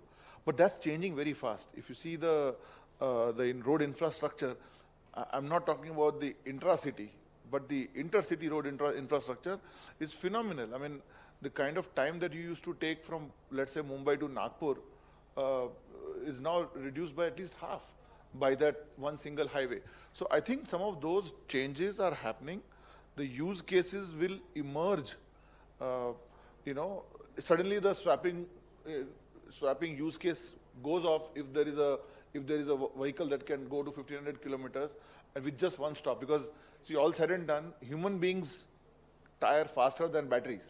So it's like if I have to drive 16 hours, I have to take a break. In that break, you rather do the charging as well. So I think, those are the things that there are specific use cases which are relevant for swapping, and they have tapped the most lucrative segment, which is two-wheeler and three-wheeler. Trucking, I mean, we're just watching that space. Let's see how it evolves. I just want to make a comment on what Dr. Sagar had said about the battery longevity. Sir, I can give you a very interesting example. I mean, I'm sure you are aware about this. The first commercially successful electric car was launched in 2010 December. It's the Nissan Leaf. We are all very familiar. Anybody who is, so it's like an ABC, which A is Nissan Leaf. 2010 December technology battery, which has got a very, very poor energy density. Most of them are working even today. So that gives a sense of how this is, and today's battery technologies, how long will it last? I don't know. So to that extent, I think this gives me a surrogate to assess what is likely to be happening to a battery. I am not deep into battery technologies quite like you, so pardon my superficial knowledge. But this is when I see it in this manner, I'm fairly encouraged by the fact that if the batteries of 2010 have survived until now with not much of a problem, battery of today has got a very good future. Professor Sagar, you want to add on this? Phone call. So that was LMO graphite chemistry, what you were talking about, Nissan Leaf. And that's the first problem they have made, and that's why it was not successful and then transferred to NMC.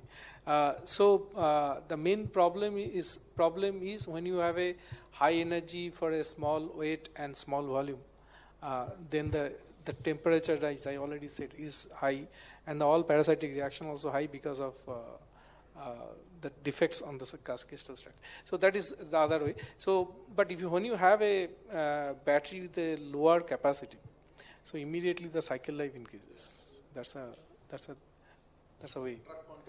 Truck concept. And here is the usage pattern is different compared to four-wheeler, which is sophisticated way we use, but truck is not going to use it in that way.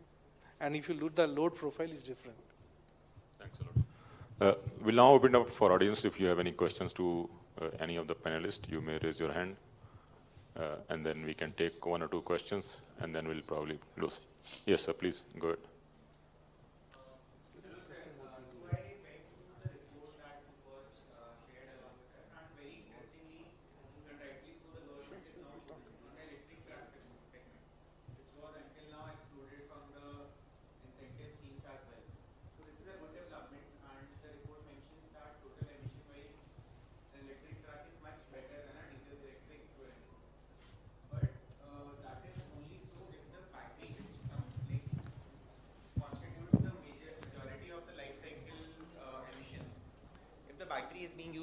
Wisely. So, and as sir mentioned that Nissan Leaf batteries are still doing well. Lithium batteries have a nuance that if they are, depending on the use cases, their cycle life varies. And even after a battery has been used in a vehicle application, so we are into battery manufacturing, and most of the batteries that we deployed in, let's say, early 2021, 2022, we assume a 3 to 5 year life for a electric two-wheeler or three-wheeler battery. After which the battery comes back, and some of the batteries still do have some life left. And now India does have a battery waste management guideline, but currently we do not have anything related to second life and repurposing and refurbishment of batteries. So I would like to know the perspective of the panelist on these specific problems. So cell localization has still not happened in India. What we have is the cells which have been imported in India. Yeah. How do we make the best utilization out of them? So I would like to hear from you all.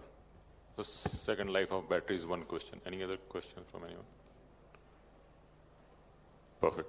So Professor Sagar, you want to add something on second life of the battery? So you want to use e-truck battery to the other purpose? So not truck battery, sir, but we have started using, let's say, an old EV two-wheeler battery, and we have made energy storage packs out of them.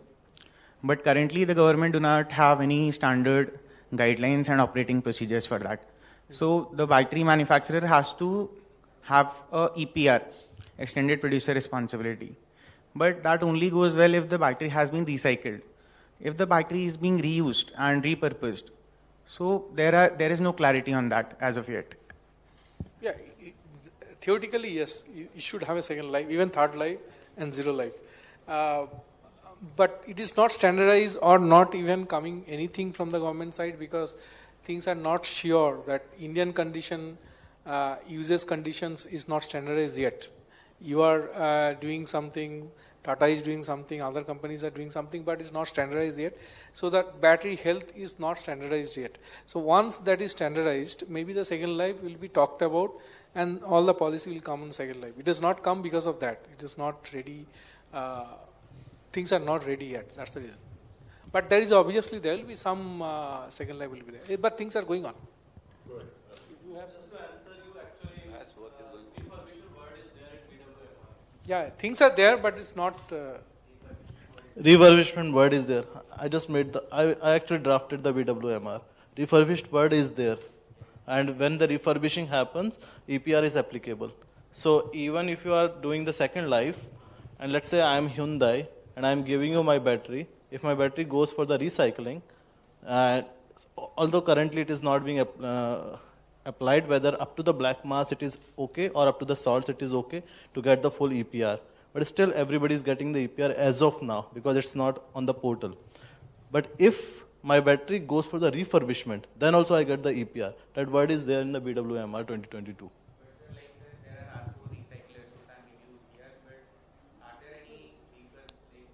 Currently, it's not segregated because there's hardly any manufacturer who is actually doing the salts, recycler who is doing the salts.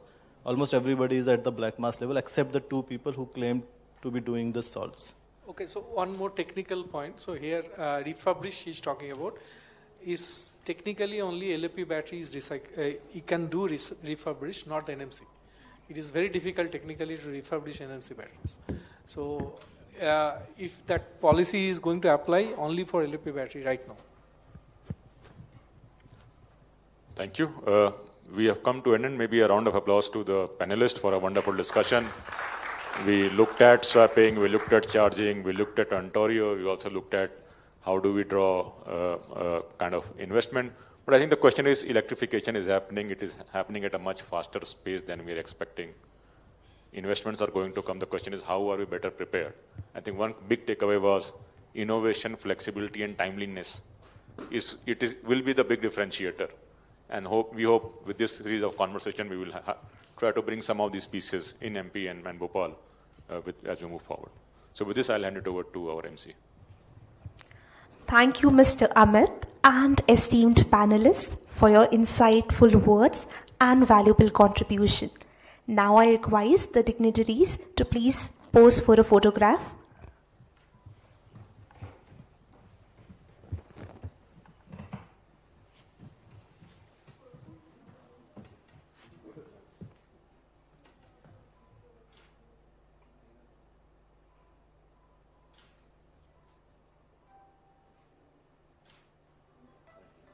Thank you so much.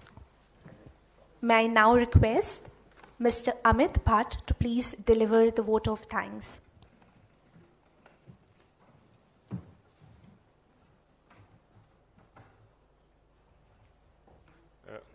Thank you, everyone. Thanks a lot, ladies and gentlemen, for staying with us in the post-lunch session as well. I know after lunch it becomes very difficult, but then and it's quite taxing, but then we had trucks to kind of keep you awake post-lunch. So thanks a lot for joining us. And with this, we have come to the end of this workshop. We'd like to thank Madhya Pradesh Infrastructure Development Corporation for kind of joining hands in doing this interesting piece. As well as I will thank friends from Ernst & Young, EY, for being a great support partner, knowledge partner for this event. Especially like to thank Mr. Raghavendra Singh, Principal Secretary, who came in the morning. We couldn't get Mr. Chandramouli Shukla because of an accident which he has, and he couldn't join us. But he was really the brainchild behind this conversation. And then we met the ED of MPIDC, Vishal Singh Chauhan sir, in the morning. And again, a huge round of applause to all these dignitaries, ladies and gentlemen. Also like to thank Apurva from EY, Kritika, Kshitij, and Randhir who have been helping us conceive this. With this, we have come to the end, but let me assure you this is just the beginning of the conversation. We will do much more interesting pieces of this puzzle because we really want to figure out how do we create MP as a manufacturing hub for electric vehicles in India, and we'll see you again. So with this, thank you. Thank you once again, and we'll hope to see you soon again. Thank you.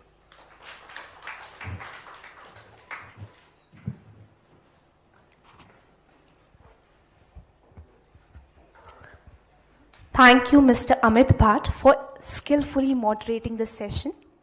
This session has truly illuminated the future of commercial vehicles electrification in India. This is Anchor Komalasani thanking you all being a part of this workshop. We have explored some crucial steps in powering progress and developing the EV manufacturing ecosystem in MP. Let's continue to innovate, collaborate, and drive the future forward. Stay committed, stay inspired. Signing off. Thank you so much for having me here. Hope you all rejoice.